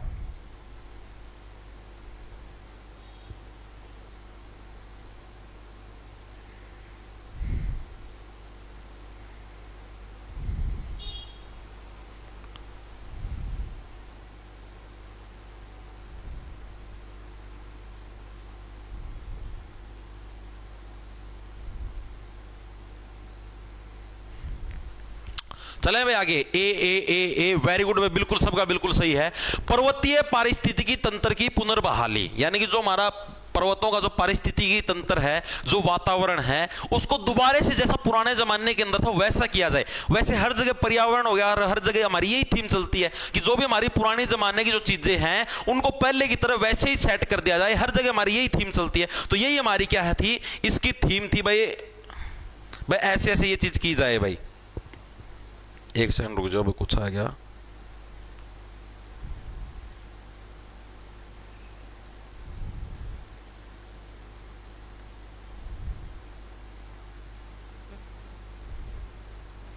ठीक है भाई, चले आगे, वेरी गुड, बिल्कुल सही है भाई। आगे चलते हैं, अगला कौन सा है? हरियाणा के किस जिले में बड़खल झील स्थित है? हरियाणा पुलिस कांस्टेबल 25 अक्टूबर 2024। अरे अभी तो बताया था भाई, हर एक जिले के अंदर एक एक झील थी।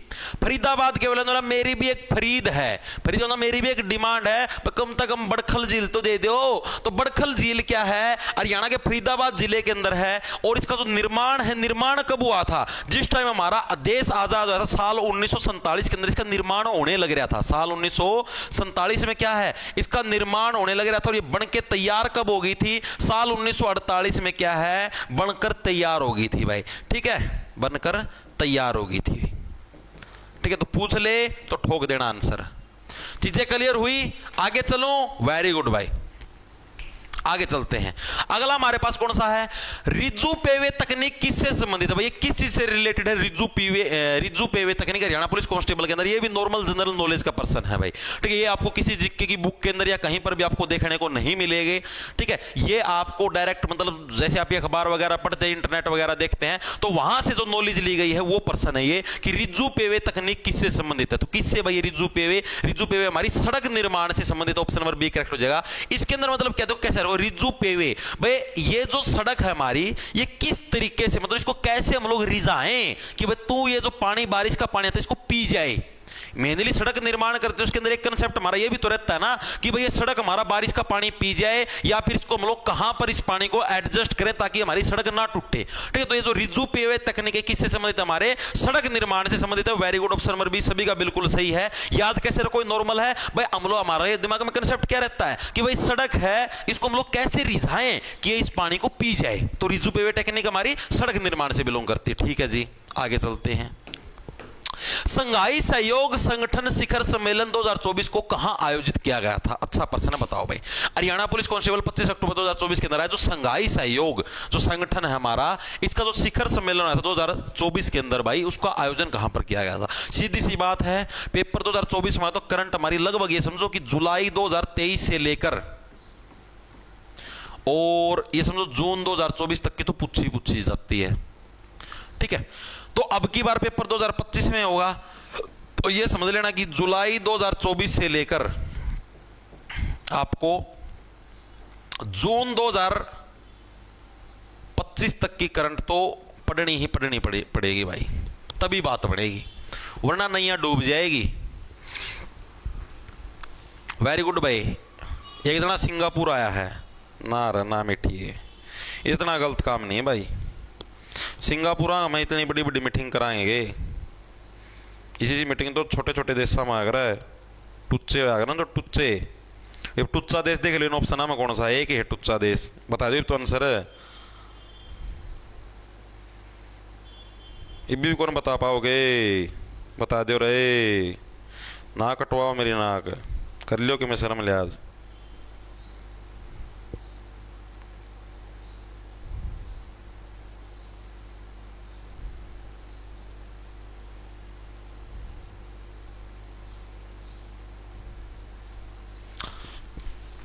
Very good, Pakistan Pakistan. अरे इतना हिंट दे दिया भाई, टुच्चा दे और कुकर समझाओ मदारती। ठीक है, तो संघाई सहयोग संगठन शिखर सम्मेलन 2024 नॉर्मल करंट का है। ठीक है, अभी इसको पढ़ने का कोई फायदा नहीं है, क्योंकि मैंने क्या बताया 2024 की शुरुआत की करंट मिलेगी। ये अपने को ये समझो जुलाई 2024 से स्टार्ट करनी है। ठीक है, तो इसको एक बार वैसे पढ़ लो, कोई दिक्कत नहीं, पाकिस्तान से है ये। आगे चलते हैं। यमुना नदी हरियाणा में किस जिले से प्रवेश करती है? अभी अभी बताया था। आप देखो पेपर के अंदर ही प्रश्न को दोबारा से घुमा के दे दिया। हरियाणा की सबसे बड़ी नहर पूछी थी, यमुना पश्चिमी यमुना नहर है। ठीक है, हरियाणा के अंदर जो यमुना नदी है एंटर कहां से करती है? यमुना नदी कहां से करेगी? यमुना नगर से करेगी। ठीक है जी। और यमुना नदी के अंदर कौन नहाते हैं? बड़े बड़े जीव नहाएंगे। इतनी बड़ी नदी कौन नहाएंगे? बड़े बड़े जीवों में कौन आते हैं? हाथी आते हैं। तो हाथी प्रजनन के अंदर पूछ ले तो वो भी कहां पर होगा? यमुना नगर के अंदर होगा। जी बिल्कुल सही बात है। हाथी प्रजनन एवं पुनर्वास के अंदर भाई, ये भी हमारा कहां पर होगा? यमुना नगर के अंदर होगा। बिल्कुल सही बात है जी। आगे चलते हैं। आगे देखो कौन सा है। क्षेत्रफल की दृष्टि से हरियाणा का सबसे छोटा जिला। अरे भाई के प्रश्न पूछने लगे हो, हम ये प्रश्न आओगे ना पढ़ लो। पर्सनल लेवल देख रहे हो तो हरियाणा पुलिस कांस्टेबल 25 अक्टूबर 2024 क्षेत्र, वही +2 लेवल का पेपर है। सीईटी भी तो तुम्हारा +2 लेवल का, ग्रेजुएशन लेवल का थोड़े ना है, वो तो मेंस होगा आगे। ये भी +2 लेवल का है। हरियाणा पुलिस कांस्टेबल ये भी तुम्हारा +2 लेवल का। आप खुद देखो क्षेत्रफल की दृष्टि से हरियाणा का सबसे छोटा जिला कौन सा है? बता दो ना, बेइज्जती करवाओ। चप्पल गेल पिट्टुआ, या देख लो नीली चप्पल है स्पार्क्स की, लागती स्पार्किंग होगी। सी फॉर कैट, कुल्ला, पंचकुला। पंचकुला कुल्ले क्या होते हैं? छोटे छोटे होते हैं। तो पंचकुला क्या हरियाणा का सबसे छोटा जिला क्षेत्रफल की दृष्टि से, एरिया की दृष्टि से पूछा है। और एरिया की दृष्टि से सबसे बड़ा जिला कौन सा है भाई? बताओ बताओ, मुझे बताओ, मुझे बताओ। ढोलकपुर के मूर्ख राजा, ढोलकपुर के मूर्ख राजा, तुम्हें अभी इतना ज्ञान नहीं है, बताओ सबसे बड़ा कौन सा क्षेत्रफल की दृष्टि से? आगा भी चाल लो, सी लगे रहोगे गे। Sirsa Sirsa Sirsa Sirsa, a very good. ठीक है, सिरसा हमारा क्षेत्रफल की दृष्टि से सबसे बड़ा है भाई। सिरसा, सिर आपका शरीर का सबसे बड़ा अंग है। ठीक है ना जी, हमारा तो और एक ऐसा है।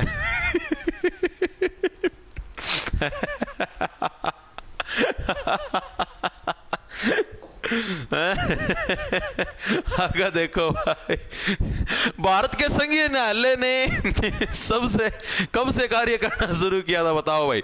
हरियाणा पुलिस कांस्टेबल 25 अक्टूबर 2024 को आया है। वो भारत के अंदर जो संघीय न्यायालय है भाई हमारा, जो संघीय का मतलब होता है जो सेंट्रल गवर्नमेंट लेवल का जो न्यायालय है, एक तो राज्य स्तरीय न्यायालय होता है, एक सेंट्रल गवर्नमेंट लेवल का यानी जो केंद्रीय न्यायालय है, उसने कब से कार्य करना स्टार्ट किया? सबसे पहले उसने काम कब करना शुरू किया था? बताओ फटाफट से।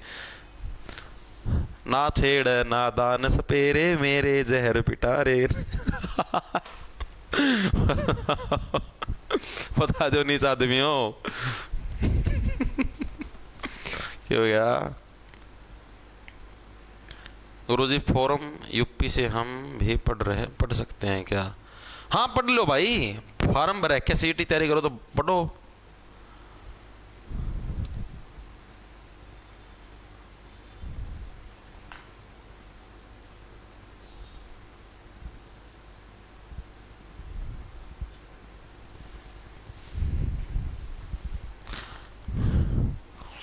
Very good very good. 37 बिल्कुल सही है भाई।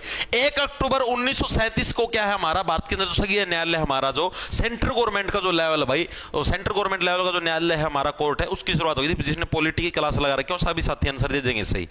ठीक है, पॉलिटी कंप्लीट करवा चुका हूं। 1 अक्टूबर 1937 से हम लोगों ने इसका काम स्टार्ट कर दिया था। आगे चलो भाई। वर्तमान में हरियाणा राज्य का कुल क्षेत्रफल कितना है? सप्ताह पहले दिन ने करवाया था। हरियाणा का टोटल क्षेत्रफल कितना है? बिल्कुल इजी है। क्या ट्रिक बताई थी? मान लिख दो 4 और 4, 4 के आधे लिख दो, 2 और 2 बीच में लगा दो 1 का, बस 44,212। क्यों कर रहा है कारा? 44,212 किलोमीटर के हरियाणा पुलिस कांस्टेबल के अंदर है। हरियाणा का टोटल क्षेत्रफल है भाई। निम्नलिखित में से किस फसल को आमतौर पर वर्षा ऋतु में बोया जाता है? नॉर्मल जनरल नॉलेज का प्रश्न, वर्षा ऋतु में कौन सी फसल बोई जाती है? वर्षा का मतलब बारिश, अभी जो मौसम स्टार्ट हो रहा है वर्षा ऋतु का स्टार्ट हो रहा है। जून के बाद यानी कि मिडिल जो जून क्रॉस हो जाता है, जून के लास्ट में वर्षा ऋतु स्टार्ट हो जाती है। ठीक है, जुलाई होगी, अगस्त होगी, अगस्त के एंड तक यही मौसम चलेगा, बारिश होती रही, हर दूसरे तीसरे दिन बारिश, हर दूसरे तीसरे दिन बारिश। तो इस मौसम के अंदर हम लोग कौन सी फसलें बोते हैं? देखो आपको एक निंजा टेक्निक बताऊंगा, आजीवन याद रहेगी भाई। सर्दियों के अंदर जो हम लोग फसल बोते हैं, सर्दियों में जो फसल बोते हैं उसको हम लोग क्या बोलते हैं? रबी की फसलें भाई, रबी की फसलें। ठीक है, और जो हम लोग गर्मियों में जो फसल बोते हैं, गर्मियों में मीन्स गर्मियों या फिर बारिश के मौसम में, जिसको मतलब कि लगभग जून के महीना बोल सकते हैं हम लोग, जून जुलाई के लगभग जो फसल बोते हैं उसको बोलते हैं खरीफ की फसल। अब आपको एक याद करवाऊंगा, आजीवन याद रहे। देखो, रैसे रबी रैसे रगड़, रैसे रबी रैसे रगड़। ठीक है, रैसे रबी रैसे रगड़। ठीक है, आप लोग रगड़न कब ज्यादा करते हो? रगड़ने से क्या आती है? गर्मी आती है जी। ठीक है, तो रगड़न कब ज्यादा करोगे? सर्दियों में करेंगे जी, सर्दियों में सर्दी लगती है, हाथों को ऐसे ऐसे रगड़ते हैं तो क्या आती है? गर्मी आती है जी। ठीक है, तो यानी रगड़ोगे कब आप लोग? रैसे रबी रैसे रगड़, रगड़ते कब हो? सर्दियों में रगड़ते हो। तो यानी रबी फसलें सर्दियों में, तो दूसरी बच गई खरीफ। तो खरीफ कब आएगी हमारी? गर्मियों या बारिश के मौसम के अंदर बोई जाती है। तो खरीफ फसलें क्या हमारी आमतौर पर वर्षा ऋतु में बोई जाती है। आजीवन याद रहेगा, मर जाओगे, राख भी उछल उछल के आंसर बताओगे हाँ भाई यो ही था। आगे चलो, अगला कौन सा हमारे पास? हरियाणा के किस शहर में अर्जुन स्टेडियम स्थित है? अर्जुन, बताओ फटाफट से। अर्जुन स्टेडियम बताया था, स्पेशल एकलव्य स्टेडियम बताया था, कहां है पार्थ, कहां है? बताओ फटाफट। कर्नाल, सोनीपत, जींद, हिसार, कहां है? सर जिसका सीट का फॉर्म गलत भरा गया उसका एडमिट कार्ड आएगा या नहीं? भाई चेयरमैन साहब ना मेरा भाई कौन भाई फार्म में यार पता है कि है, गलती का भी लेवल देखा जाएगा। वेरी गुड, सभी का बिल्कुल सही है। इधर तो गुड़गांव ऑप्शन में दिक्कत है ना। जींद, वेरी गुड भाई। ऑप्शन नंबर हमारा सीक्रेट है। जींद के अंदर क्या हमें अर्जुन स्टेडियम देखने को मिलता है भाई। ठीक है, अर्जुन स्टेडियम हमें कहां पर? जींद के अंदर देखने को मिलता है। Very good. क्या है? सेनेगल वाले का क्या? कजाकिस्तान आएगा भाई। सेनेगल वाले कौन सा कजाकिस्तान? अच्छा, संघाई वाले का। सर आपकी शर्ट बहुत अच्छी लगी भाई। शर्ट तो यार मैं तो पैर नहीं बंद कर रखी दिया, मैं तो बुद्धू सोचा था, मैं कहते बुंडी लगा, मैं क्लास में चला जाऊँ मट्टी कूटी जाए वाला के मेरी। वेरी गुड भाई। जींद के अंदर क्या हमें अर्जुन स्टेडियम देखने को मिलता है। वेरी गुड भाई। ठीक है, अब एक द्रोणाचार्य स्टेडियम था भाई, याद करो। द्रोणाचार्य स्टेडियम, गुरु द्रोणाचार्य के नाम पर कौन सा मतलब कि उसके जिले की स्थापना करी गई थी? गुरु द्रोणाचार्य के नाम पर कौन से जिले की स्थापना करी गई थी हमारी? सीधी सी बात है, गुरुग्राम की, जिसको गुड़गांव बोलते हैं। ठीक है, और इन्हीं की वाइफ होती थी कौन? शीतला। इन्हीं के नाम पर एक मंदिर बनाया गया, शीतला माता का मंदिर। वो भी कहां पर देखने को मिलता है? गुड़गांव के अंदर। ठीक है जी, और इन्हीं का एक शिष्य होता था जिसका नाम था एकलव्य। तो एकलव्य का स्टेडियम भी कहां पर बड़ा? एकलव्य स्टेडियम, ये भी हमें कहां पर देखने को मिलता है? जींद के गुरुग्राम के अंदर देखने को मिलता है जी। ठीक है जी। ठीक है, तो यानी कि ये दोनों के दोनों द्रोणाचार्य एकलव्य पूछ ले तो गुरुग्राम के अंदर हमको देखने को मिलते हैं, और अर्जुन स्टेडियम पूछ ले तो हमें जींद जिले के अंदर देखने को मिलता है। ठीक है जी, आगे चलते हैं। भारत में प्रतिवर्ष राष्ट्रीय बालिका दिवस कब मनाया जाता है? अरे बहुत इजी प्रश्न है, कितनी बार करवा रखे आपको। 26 जनवरी को हमारा संविधान लागू होने वाला था। 26 जनवरी 1950 को हमारा संविधान लागू हुआ था। ठीक है जी, और 26 जनवरी को हम लोग गणतंत्र दिवस मनाते हैं। तो इससे 2 दिन पहले हम लोग क्या है, स्पेशल जो बालिकाएं होती हैं, हमारी छोटी छोटी बच्चियां होती हैं भाई, ठीक है, उनकी क्या स्पेशल ट्रेनिंग करवाते हैं बालिकाओं की, कि भाई हाँ बेटा ऐसे जय हिंद करना है, ठीक है, ऐसे आपको चलना है परेड के अंदर। छोटी छोटी बालिकाओं की हम लोग ट्रेनिंग करवाते हैं, तो उससे 2 दिन पहले करवाएंगे। तो बालिका दिवस भी कब मनाया जाएगा? 24 जनवरी को क्या हमारा बालिका दिवस मनाया जाता है। ठीक है जी, याद रह जाएगा, बिल्कुल रह जाएगा जी। इसके अलावा हमारे पास अभी मैं शायद जो ज्योग्राफी करवाता हूं दिन में, उस टाइम मैंने आपको एक प्रश्न करवाया था ओजोन दिवस। ये भी एग्जामिनर बहुत बार पूछता है, ओजोन दिवस कब मनाया जाता है, और ओजोन परत हमारे किस स्फीयर के अंदर, किस मंडल के अंदर देखने को मिलती है? कौन से मंडल के अंदर देखने को मिलती है? ओजोन परत हमारी किस मंडल के अंदर? स्ट्राटोस्फीयर, जहां से हमारी ओजोन परत स्टार्ट होती है उसको बोलते हैं स्ट्राटोस्फीयर, यानी कि हिंदी में बोले तो समताप मंडल भाई। तो जो समताप मंडल है, समताप मंडल के अंदर हमें क्या देखने को मिलती है? ओजोन लेयर, इंग्लिश में बोले तो स्ट्राटोस्फीयर। और इसी स्फीयर के अंदर क्या हमारी एरोप्लेन भी स्टार्ट होती है। क्या स्टार्ट होती है? यानी एरोप्लेन जो हमारी उड़ती है, हवाई जहाज, वो भी हमारी कहां से उड़ती है? इसी स्फीयर के अंदर से, यानी कि ओजोन जो दिवस है, यानी सॉरी ये जो स्ट्राटोस्फीयर है, इसी के अंदर समताप मंडल के अंदर से क्या हमें ये देखने को मिलती है। वेरी गुड भाई, ठीक है। और ओजोन दिवस कब मनाया जाएगा हमारा? तो भाई 16 सितंबर को भाई। कब हमारा? 16 सितंबर को हमारा ओजोन दिवस मनाया जाता है। और अभी अभी हमारा क्या गया है? योग दिवस गया है। योग दिवस कब मनाया जाता है? अभी अभी गया था हमारा योग के योग जैसी आपकी क्रिया कब होती है? जब आप एक किस करते तो आपको कैसा फील होता है? जैसे कि मैंने योग कर लिया, ठीक है। तो 21 जून को, यानी 21 से बढ़िया 21 जून को गर्मियों में क्या है? योग दिवस भी आपका मनाया। तो ये दिवस भी आपको याद रखने हैं, ठीक है जी, याद रह जाएंगे। आगे चलते हैं। भारत के राष्ट्रीय फूल का वैज्ञानिक नाम क्या है? बताओ भाई, भारत का जो राष्ट्रीय फूल है उसका वैज्ञानिक नाम क्या है? ये प्रश्न आपसे पूछेगा, बताओ फटाफट से। क्या? एकलव्य, जींद में भी है एकलव्य। अच्छा, हाँ, तो मैंने स्टार्टिंग में बताई थी।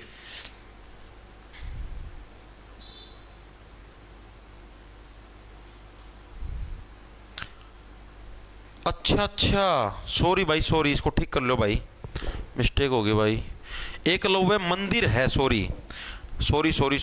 एकलव्य शीतला माता का मंदिर था, द्रोणाचार्य। एकलव्य मंदिर है भाई, ये हमारा उसके अंदर है गुरुग्राम में, ठीक है।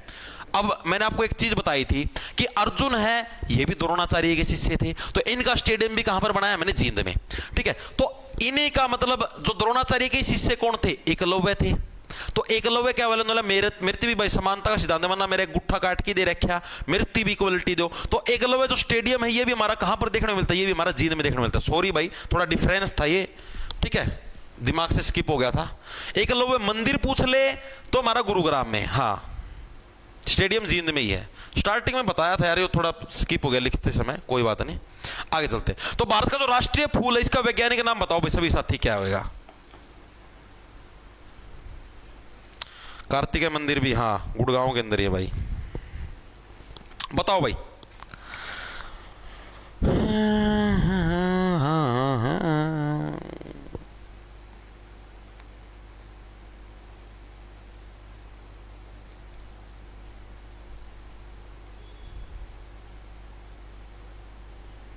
बताओ बताओ।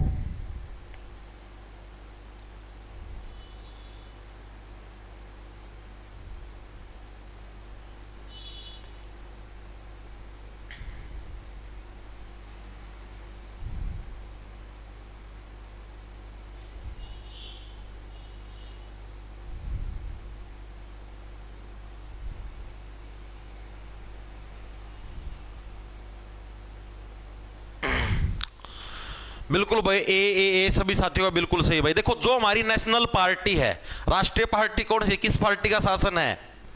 भाजपा का शासन है। भाजपा का सिंबल क्या है? कमल का फूल है। अब जो सिंबल होगा तो वही देश का राष्ट्रीय फूल भी बनेगा। तो राष्ट्रीय फूल कौन सा हमारे पास? कमल है, वो हमारे देश का राष्ट्रीय फूल है जी, ठीक है जी, ठीक है। तो कमल देश का राष्ट्रीय फूल, तो इसका वैज्ञानिक नाम क्या है? नेलुम्बा न्यूसेफेरा गार्टन। ऑप्शन नंबर ए हमारा करेक्ट हो जाए। क्या हमारा? नेलुम्बा न्यूसेफेरा गार्टन। ये भी किसी आपको बुक के अंदर या कहीं पर नहीं मिलेगा। ये भी आपसे नॉर्मल जनरल नॉलेज का प्रश्न पूछे, आप व्हाट्सएप वगैरह चलाते हो, इंटरनेट वगैरह, तो वहां पर ये मतलब ऐसे ही दिखाई दे जाता है, तो इसको पूछा गया है। आगे चलते, आगे कौन सा है? हरियाणा की मार्कंडा नदी का प्राचीन नाम क्या था? मार्कंडा नदी का प्राचीन नाम क्या था? बहुत बार क्या है? अरुणा। अरुणा ही तो था मार्कंडा नदी का प्राचीन नाम है, ठीक है। नॉर्मल भी बताया था मैंने आपको। देखो, जो दूसरों को मारता है, मार्कंडा से जो दूसरों को मारता है, उसके अंदर क्या है? कोई भी करुणा नहीं होती। करुणा का मतलब कोई भी उसके अंदर दया की भावना नहीं होती, तभी तो दूसरों को मारता है, ठीक है। चीजें समझ में आई? तो यही कंसेप्ट है इसके अंदर, इसी तरीके से याद करवाया था पहले भी। आगे देखो क्या है। 2011 की जनगणना के अनुसार हरियाणा में कितने गांव? 2011 की पूरी सेंसस बैच के अंदर करवा रखी है। उसके अंदर स्पेशल बताया भी था कि अकॉर्डिंग टू 2011 सेंसस भारत के अंदर टोटल कितने गांव हैं? बताओ फटाफट से, बताओ बताओ बताओ। देखो, इसकी सिंपल ट्रिक बताई थी भाई। जो भी मतलब कि हमारे पास पहला जो रिजल्ट होगा उसका आधा और उसमें 7 जोड़ना है, ठीक है। यानी कि 68 है, 68 का आधा करोगे 2 तिया से 2 चौके 8, 34 बन गया। इसमें 7 जोड़ोगे, 7 4 11, 41 बन गया। ठीक है, 68 41 हमारे पास क्या, अकॉर्डिंग टू 2011 की सेंसस हमारे हरियाणा के अंदर टोटल गांव देखने को मिलते हैं। हरियाणा पुलिस कांस्टेबल के अंदर है 25 अक्टूबर 2024। हरियाणा की जो 2011 पूरी जनगणना आपको याद होनी चाहिए। हरियाणा की साक्षरता दर कितनी थी, ठीक है, हरियाणा के लिंगानुपात कितना था अकॉर्डिंग टू 2011, वो सारा मैंने करवा रखा। तो 68 41, ठीक है, डायरेक्ट रट लो 68 41 68 41 68 41, ठीक है, या फिर ऐसे याद कर लो जो भी पहली संख्या उसका 10वां साथ जोड़ने हैं बस। ठीक है, आगे चलो जी। भारत का सबसे पुराना राष्ट्रीय उद्यान एली राष्ट्रीय उद्यान हमारा किस वर्ष में स्थापित किया गया था? हरियाणा पुलिस कांस्टेबल के अंदर है, बताओ फटाफट से। जो हमारा सबसे पुराना राष्ट्रीय उद्यान है एली,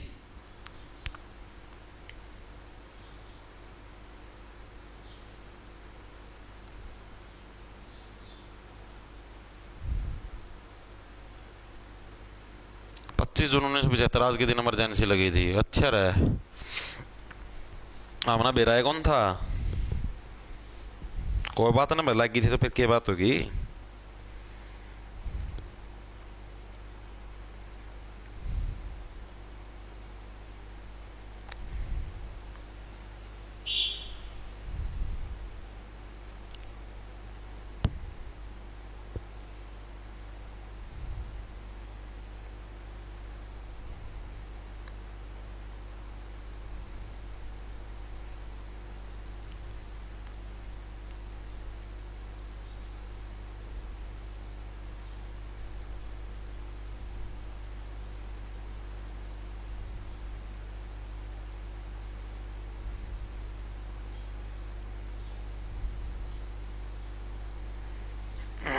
देखो भाई, वेरी गुड भाई सर जी। आरआरबी अंडर ग्रेजुएट एनटीपीसी का बहुत जल्द आ जाएंगी डेट।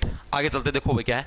तो भारत का सबसे पुराना जो राष्ट्रीय उद्यान है एली राष्ट्रीय उद्यान, इसकी स्थापना कब हुई थी हमारी? तो साल 1936 के अंदर 1936। मैंने फिर बताया था राष्ट्रीय उद्यान के अंदर सारी प्रजातियां मिलती हैं बिल्कुल मिक्स। ठीक है, 1936 वही प्रश्न एक तरीके से। आगे चलते हैं। गिरी और टोंस हरियाणा राज्य की किस नदी की सहायक नदियां? गिरी और जो टोंस है कौन सी नदी की सहायक नदियां बताओगे एक बार सभी साथी? गिरी और जो टोंस है हरियाणा की कौन सी नदियों की सहायक नदियां हैं? 1930। हाँ वो तो हो गया। करंट भी करवाऊंगा ना, टेंशन लो भाई, सारी चीज करवाऊंगा, तुम भड़क लेते क्यों हो? हरियाणा की करंट अफेयर भी करवाएंगे, स्पेशल करवाऊंगा। ठीक है ठीक है, आया किसी का? सी कौन सा? यमुना। वेरी गुड भाई, सी बिल्कुल सही है भाई। गिरी और टोंस हमारी कौन सी भाई? यमुना नदी की दो सहायक नदियों के अंदर शुमार है। कौन सी भाई? गिरी और टोंस भाई। ठीक है, याद कैसे रखोगे भाई? यमुना नदी देखो सबसे बड़ी नदी है, और जो व्यक्ति किसी लेवल में सबसे बड़े ऊपर चले जाता है तो उसके ऊपर क्या है, लोग अक्सर क्या है भाई, जो टोंस नहीं कसते, सुना हो आपने भाई, इसके ऊपर टोंस मतलब कि एक तरीके से कसने लग रहे हैं, ताना मारते हैं, ताना कसते हैं उसके ऊपर। ठीक है, वो क्या है, उसके ऊपर गिरते रहते हैं। जो टोंस है यानी जो ताने हैं उसके ऊपर गिरते रहते हैं, जो सबसे बड़े लेवल, यानी यमुना नदी सबसे बड़े लेवल पे, तो उसके ऊपर यानी ताने पड़ते रहते हैं। ठीक है जी, आगे चलते हैं। पेरिस ओलंपिक 2024 में हरियाणा से कितने एथलीट भाग ले रहे हैं? देखो आप खुद सोचो, पेरिस ओलंपिक 2024 पेपर हमारा 25 अक्टूबर 2024 को हुआ है। ओलंपिक हमारे कब चलने लग रहे थे? जुलाई अगस्त के महीने के अंदर चलने लग रहे थे। तो करंट आप देखो कितनी रिसेंटली पूछी इसने, जुलाई अगस्त का महीना भी इसने इंक्लूड किया है। ठीक है, तो सीधी सी बात है 2025 के अंदर भी मान लिया अगस्त के अंदर भी पेपर होता है तो भी आपको ये जून तक की तो पढ़नी पड़ेगी भाई, तब बात बनेगी।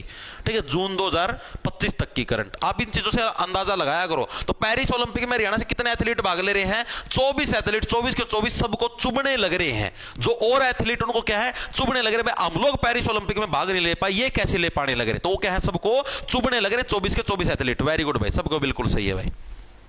आगे चलते हैं।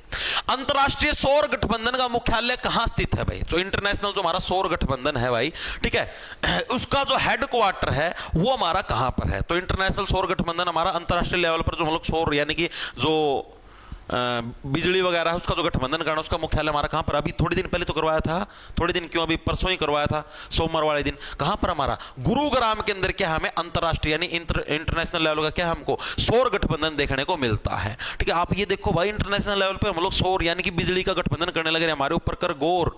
ठीक है, गुरुग्राम। चले आगे चलो भाई। भारतीय बागवानी अनुसंधान संस्थान कहां स्थित है? भारतीय बागवानी जो अनुसंधान संस्थान यानी जो बागवानी होती है उसके ऊपर रिसर्च करनी है, तो ये जो रिसर्च सेंटर हमारा कहां पर स्थित है? बेंगलुरु के अंदर स्थित है भाई। ऑप्शन नंबर बी करेक्ट हो जाएगा। बै से बागवानी, बै से बेंगलुरु। ठीक है, और बागवानी के अंदर क्या मिलता है? बैंगन मिलता है जी। ठीक है, सर हैंडसम लग रहे हो, आकाश 100 रुपया गुप्तान। अरे भाई आकाश भाई मेरा यार इसी से बात ना करो यार, मुंह लाल हो जाएगा। आगे देखो क्या है मेरा। हरियाणा महेंद्रगढ़ जिले का मुख्यालय कहां पर है? हरियाणा के अंदर जो महेंद्रगढ़ जिला है भाई, इसका मुख्यालय कहां पर है? कहां पर है? नारनौल के अंदर है। हरियाणा का एकमात्र ऐसा जिला जिसका हेडक्वार्टर उसके खुद के जिले में ना होकर बल्कि किसी दूसरे उसके अंदर जगह के ऊपर। आपने देखा होगा जैसे हिसार है, पंचकुला है, कोई भी जिला लगा लो, हर एक जिले का हेडक्वार्टर उसी जिले उसी शहर के अंदर है। जैसे मान लिया गुरुग्राम है तो गुरुग्राम का हेडक्वार्टर गुरुग्राम सिटी में, हिसार का हेडक्वार्टर हिसार सिटी में, रोहतक का हेडक्वार्टर रोहतक सिटी में। लेकिन महेंद्रगढ़ एकमात्र ऐसा जिला जिसका हेडक्वार्टर महेंद्रगढ़ सिटी में ना होकर नारनौल में है। इसी टाइप से एकमात्र ऐसा जिला जिसका जो मतलब कि विधानसभा है या जो तहसील है उसके खुद के नाम पर नहीं है, तो कौन सा? कुरुक्षेत्र भाई। ठीक है, कुरुक्षेत्र क्या हमारा हरियाणा का एकमात्र ऐसा जिला है कुरुक्षेत्र के नाम पर ना तो तहसील है, ठीक है, ना ही तहसील है और न ही क्या है विधानसभा क्षेत्र है। ठीक है, ये भी हरियाणा का एकमात्र जिला है। ठीक है, ना ही तहसील और ना ही विधानसभा क्षेत्र, तो है कौन सी भाई? तो कुरुक्षेत्र के अंदर थानेसर नाम की जगह है। कौन सी? थानेसर के अंदर इसकी विधानसभा है और थानेसर के अंदर ही क्या है इसकी तहसील भी हमको देखने में मिलती है। ये चीज भी याद रखना इंपॉर्टेंट है। ठीक है जी, आगे चलते हैं। निम्नलिखित में से किस जिले को हरियाणा का पेरिस बोला जाता है? बता दो फटाफट सी। हरियाणा का पेरिस किसको बोलते हैं? हरियाणा पुलिस कांस्टेबल के अंदर है 25 अक्टूबर 2024 के अंदर भाई। जहां का चावल इंटरनेशनल लेवल तक जाता है, जिसको धान का कटोरा भी बोलते हैं, उसी को हरियाणा का पेरिस भी बोलते हैं। बता दो फटाफट से।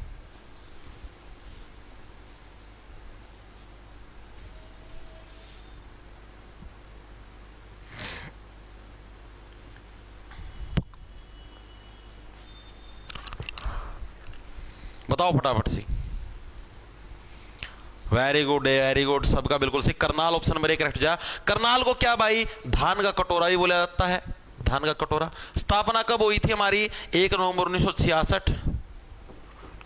रोहित अगर कहां पर रहना है? रोहित अगर गुड़गांव में रहना है तो क्या है? गुड़गांव में अगर जिंदा रहना है तो करनाल यानी हाथ नाल क्या है इसका? महेंद्र खड़ियावाड़ हटा।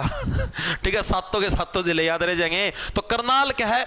करनाल को क्या हरियाणा का पेरिस बोला जाता है, धान का कटोरा भी बोला जाता है और 1 नवंबर 1966 को इसकी स्थापना हुई थी भाई। इंपॉर्टेंट है। ठीक है, अब देखो सीधी सी बात है, जहां का चावल है, जहां का धान जिसको चावल बोलते हैं, इंटरनेशनल लेवल तक जाता है, तो इंटरनेशनल तो यानी कि पेरिस तक जाएगा तो इसको हरियाणा का पेरिस भी हम लोग बोल देते हैं। ठीक है जी।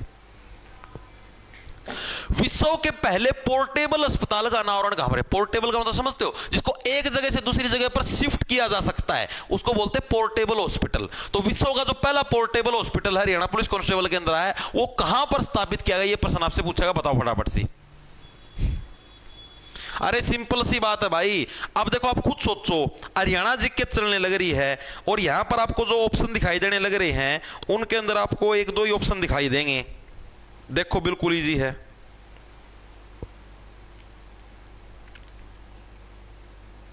कितने पर्सन हो रहे? पर्सन बस थोड़े से रह गए।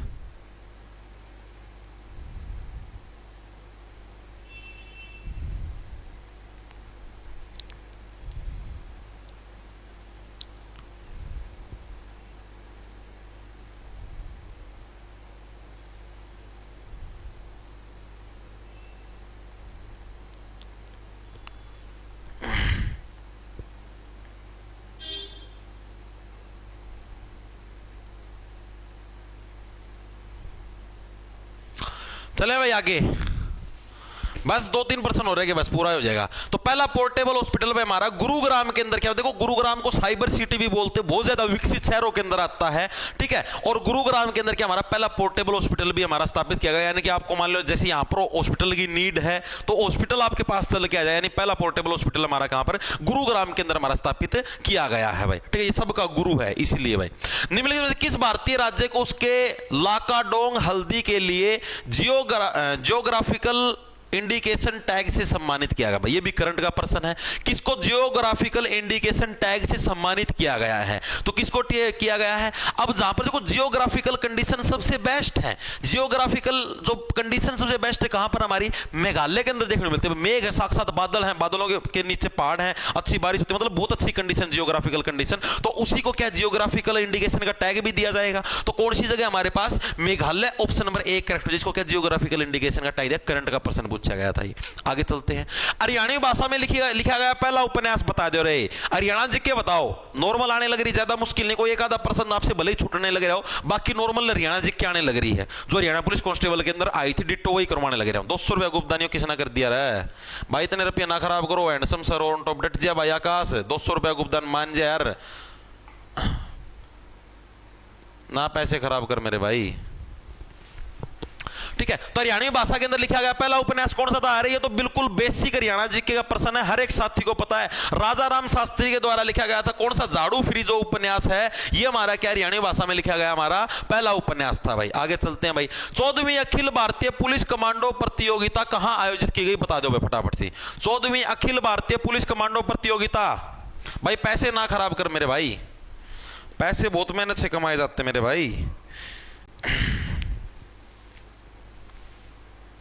मत खराब कर भैया, मत खराब कर।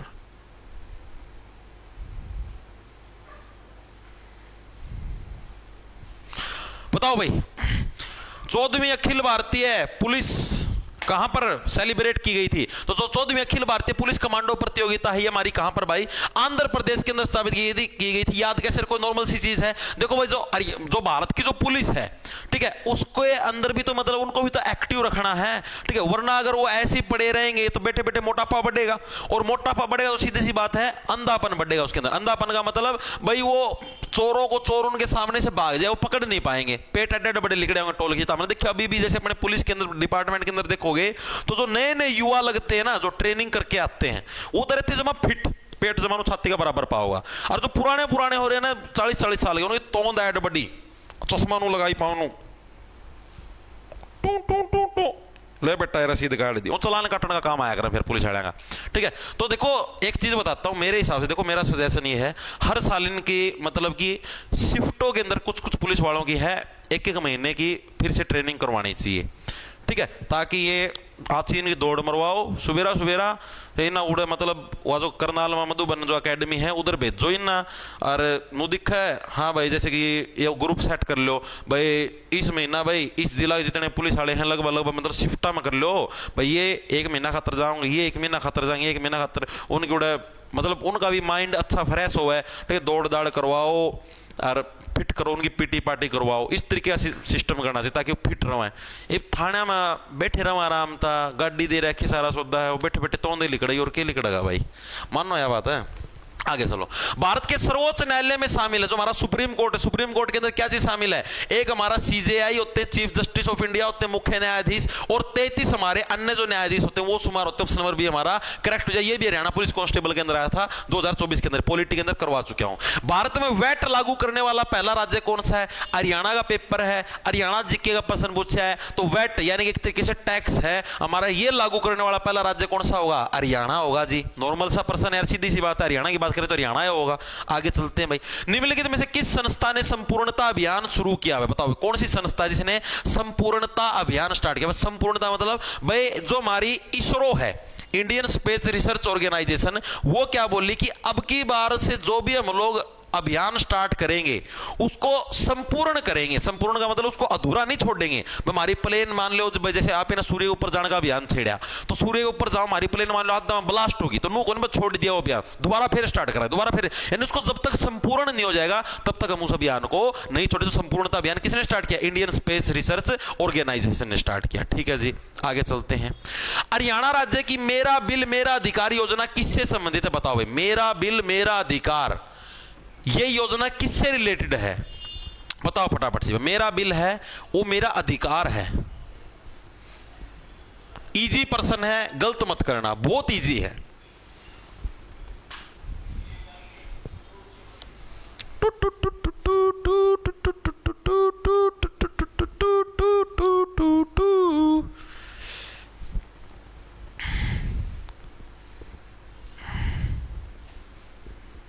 गुरुजी आशीष नेहरा कित का हमारी बासली गाड़ा मारा हो भाई, आया किसी का? कुछ साथियों का ए आया है, मुझे पता था आप लोग ए ही छेड़ोगे। उपभोक्ता संरक्षण अधिनियम गलत है भाई। मेरा बिल मेरा अधिकार मतलब क्या है भाई? ये सरकार आपको किस चीज के लिए बोलने लग रही है भाई? आप जब भी दुकान पे जाओ तो आपका ये कर्तव्य है, आपकी ड्यूटी है कि आप उससे बिल मांगो कि भाई मेरे बिल दे इस चीज का। अब दुकानदार जब तक बिल नहीं देता ना तो वो उस चीज का सरकार को टैक्स नहीं देता, वो उसका जीएसटी बचा लेता है।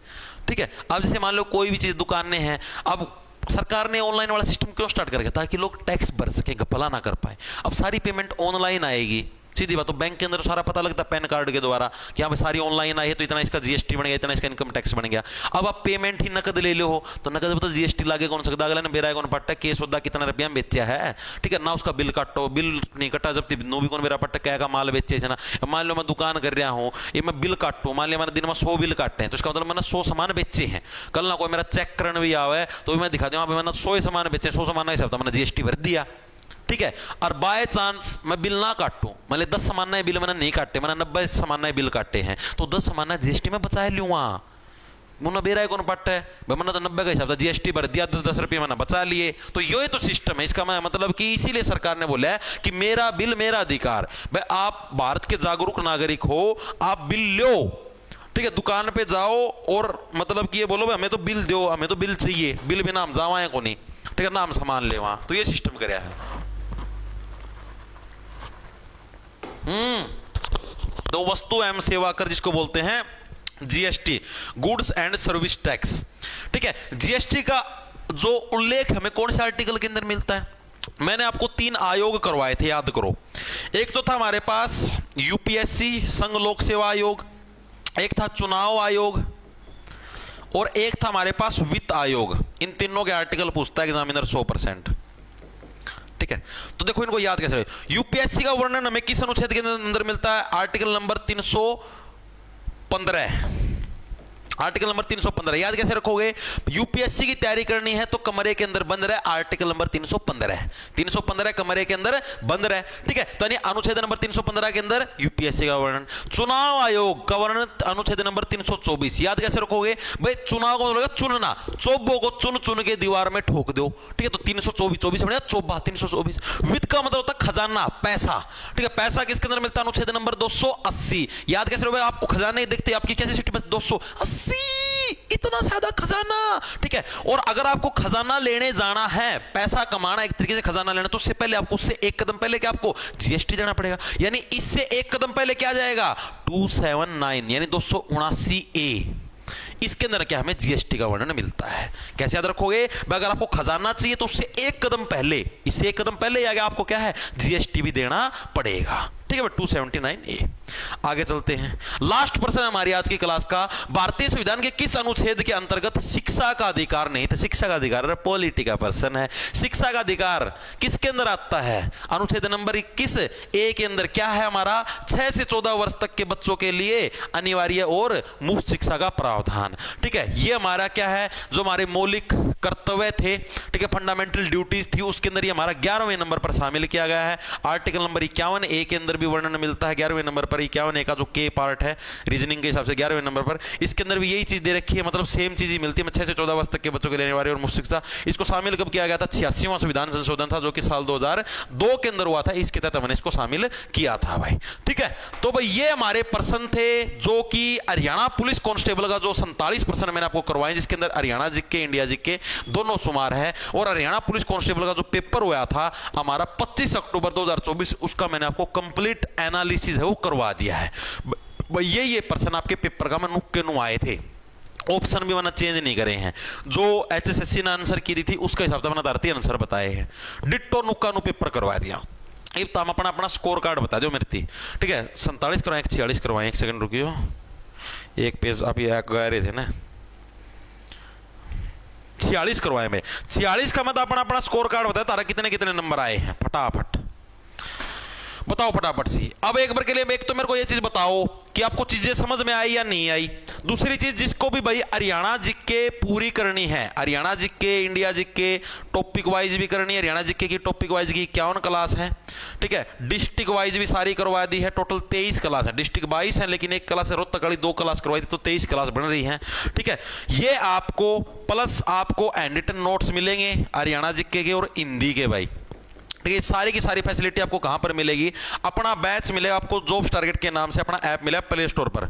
उधर आप कोर्स के सेक्शन के अंदर जाओगे, उधर आपको बैच मिलेगा, एक तो सीईटी का कंप्लीट बैच, एक ओनली हरियाणा जी का। चॉइस आपकी कौन सा लेना है, ठीक है। दोनों की वैलिडिटी आपकी 1 साल की होगी, यानी आपका जो मेंस होगा, मेंस के अंदर भी काम आएगा, ठीक है। जो सीईटी वाला है, इसके अंदर आपको मेंटरशिप मिलती है, डेली सुबह टारगेट डलते हैं, आज आपको क्या पढ़ना, क्या चीजें नहीं पढ़नी, प्रैक्टिस कहां से करनी है, प्रैक्टिस सीट मिलती है मैथ रीजनिंग की, आप उसका प्रिंट निकलवा के सवाल कर सकते हो। प्रैक्टिस करने के सारे एसएससी 2023-24 के पर्सन है उसके अंदर, ठीक है। इसके अलावा आपको मॉक टेस्ट सीरीज भी इसी बैच के साथ फ्री मिलती है। अगर बैच ले तो इसके साथ मॉक टेस्ट सीरीज फ्री, और अलग से अगर मॉक टेस्ट देके देखने हैं तो अलग से भी मॉक टेस्ट सीरीज है। चॉइस आपकी बैच ले तो बैच के साथ आपको फ्री मिलेगी, ठीक है। हिंदी होगी, सारी क्लास इसी बैच के अंदर है, तो चॉइस आपकी, आपको करना क्या, अभी समय है आप लोगों के पास, तो जो साथी लेना चाहे ले सकता है। सभी को राम राम, धन्यवाद। और क्लास कैसी लगी कमेंट करके जरूर बता देना सभी साथी, आपको मजा आया या नहीं आया। इस तरीके से अभी हम जैसे कल कोई सा और पेपर उठा लिया प्रीवियस ईयर का, मतलब जो अभी रिसेंटली है उन्हीं पेपरों के सॉल्यूशन करवाऊंगा आपको, ठीक है भाई। लांडा ले लो, खेच जाओ फटाफट भाई।